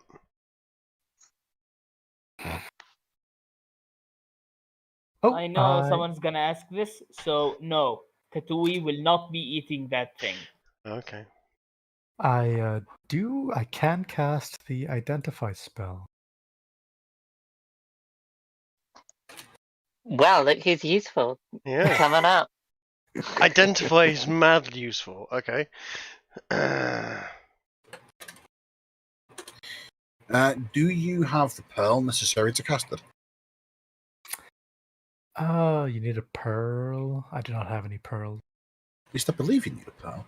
You need something to be able to cast it. Don't you need a focus and be done with it? No, focuses are only able to. Yes. Yeah, you need a gold. You need a pearl worth at least 100 gold pieces. Ah, shit. And No, an it's not owl worth it. feather. It is so not worth it. I mean, Well, you have just come into a whole lot of money, and you are a seaside city where you could almost certainly source a pearl worth 100 gold pieces. Mm-hmm. I would say you don't need to roll anything in order to pick one up. You just need to sacrifice 100 gold. I mean, theoretically speaking, the pearl only needs to be worth 100 gold pieces, right? Like, it Yes. doesn't necessarily mean that we have to pay 100 gold pieces for it. And from what I understand of the spell, the pearl isn't consumed. It's just like used as parts of it, right? That's correct, yes. The Oh. pearl isn't consumed. Okay, well, I think that's So- worth it then. I think it's worth Yeah. investing in a pearl for that Yeah. then. So, theoretically be- speaking, we I'll be back in could... 5 minutes. guys, theoretically speaking, we could source a pearl through what's the word? Thievery? Borrowing Diving. without informing the owner. Ah. You've earned your money. Why not spend it? Yeah, enhanced borrowing. Yes, it's going to be for extended periods of time. This sounds particularly Slavic. Yes. The road has just left. Do you plan on doing it yourself? Also, what is the point of acquiring wealth if you don't intend to use it? There's a point. Look. We both apparently had very different lives. Where I was, every piece of money could save you later on. So you need to save every bit of money that you get, even if it means borrowing stuff for extended periods of time without anybody knowing. Because one day we are going to need this. We are going to need that one extra piece of coin that you're not going to have. Trust me on that. When it comes down to it, then we can start stealing. Yeah. Do you want to hear about this statue? Sure. Yes. Okay. The statue is that of the goddess Prydiana, a human-centric goddess of the seas, known for blessing sailors' good winds and safety amongst the otherwise treacherous seas. The dance is depictive of a scene in mythology where Prydiana stepped into the eye of an incoming hurricane and, in performing a whirling dervish-style dance, destroyed the hurricane before it made landfall, thus saving the city of Port Mandalay from certain destructions many centuries ago. I can imagine the right people would spend a lot of money on something like that. Theoretically speaking, And a we port could do town. that instead. At a port town in particular. Yeah. Two No, it is- corrections on that. My First of pronunciation is all, awful. It's pronounced Port Manly, not Port Mandalay. I don't know where you got the D from. I just added the D because, He's I'm- drunk. yeah. And secondly, much less egregious as far as I'm concerned, it's pronounced Pridania. Okay. Sure. Cool. That too. No, it is human centric. We might need to actually find a human port. Possibly. Or at least If a we wealthy have- human that lives at a port. I mean, this place nearby has got a lot of Dragonborn, but is the leadership of it Dragonborn? I'm Uh, sure we can you find don't know? I'm sure we can find a merchant captain who's willing to spare a little extra coin for a keepsake that'll hopefully keep him safe. Yeah. So.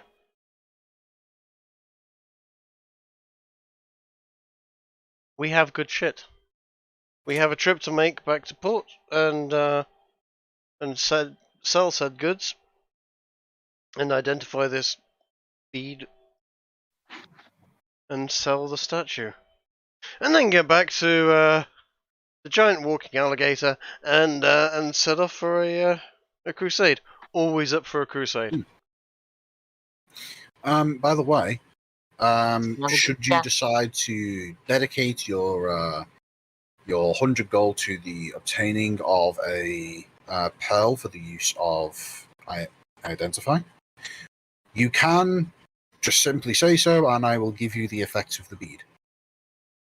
Yes, I think we will. Can I at least try and steal it first? No. Fine. It's your money. Right. I'm going to give you a brief description of the bead in voice, and then I'm going to actually type it out for the purposes of record keeping. It's called a bead of vitality, and the bead is quite simple. It's attunement, which means it takes up one of your 3 potential magical item attunement slots. And secondly, and most importantly, its effect is very, very simple. When worn, it gives you 1 health point for every level you have. No, 2 health points for every level you have. Well, Grace, congratulations. You've got a bead. So, at level, say for example, at level 10, if you are attuned to the bead, your max health goes up by 20 points. If you are level 3, as you are right now, your max health goes up by 6. It gets stronger and stronger the higher level you are, basically. Yeah. That's not bad. What level of magical artifact would you say this is? More or less on the level of a bag of holding or something like that? No, this is what you would consider to be an uncommon magical item. Okay. Oh well. Ow, you bastard. Sorry. Because in that case, Presumably, possibly when I among- reach level 6, I'll be able to actually Ah. replicate this item. so if people want to hand that to add more hit points to the soak,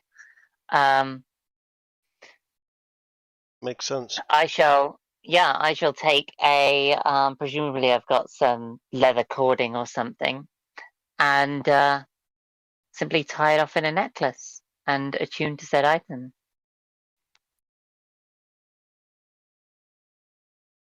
Sounds good. Sounds good.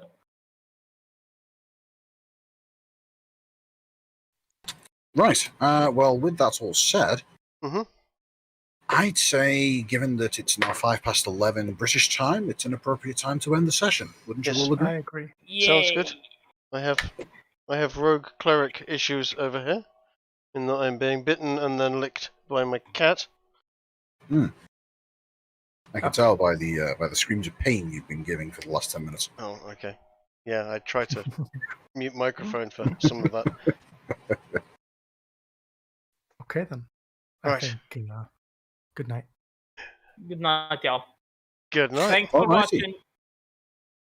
Well, thank you everybody who has bothered to tune in for what is now the 3rd episode. Even though we really didn't manage to accomplish much, mostly just one of the players getting the shit kicked out of them by a giant lizard and then apparently devoting themselves to a quest, the precise details of which have yet to be uncovered. I'd say that we're off to a good start for a good campaign. Yeah. I mean, we got our we got our direction. I'd say that's a fair chunk of progress. Yep. and nobody actually died, which is Yes. fortunate. I was concerned that you were at a stage where you might have just been exploded with one single hit towards the end there, Kiki. Yeah, I was worried of the same thing. However, I was also very aware that Grace as a character would not have let up. True. Well, let me just be clear. Scrack, as a much higher level character than what Grace is, has the ability to use multi-attacks. Meaning, even though he was only doing one axe swing per turn, he could have potentially been attacking twice per turn with advantage during the entire fight. Yeah. Yeah, that doesn't surprise me. He didn't seem like a level 3 character. Cool. Well, I'm going to hit end stream at this point. Alrighty. So good night, everyone. All 3 people that are watching, of which one of them's me. I believe no, one of them isn't me. I've since closed your stream. Cool. I think Magoot is Magoot's a good lad. He watches a lot of my stuff.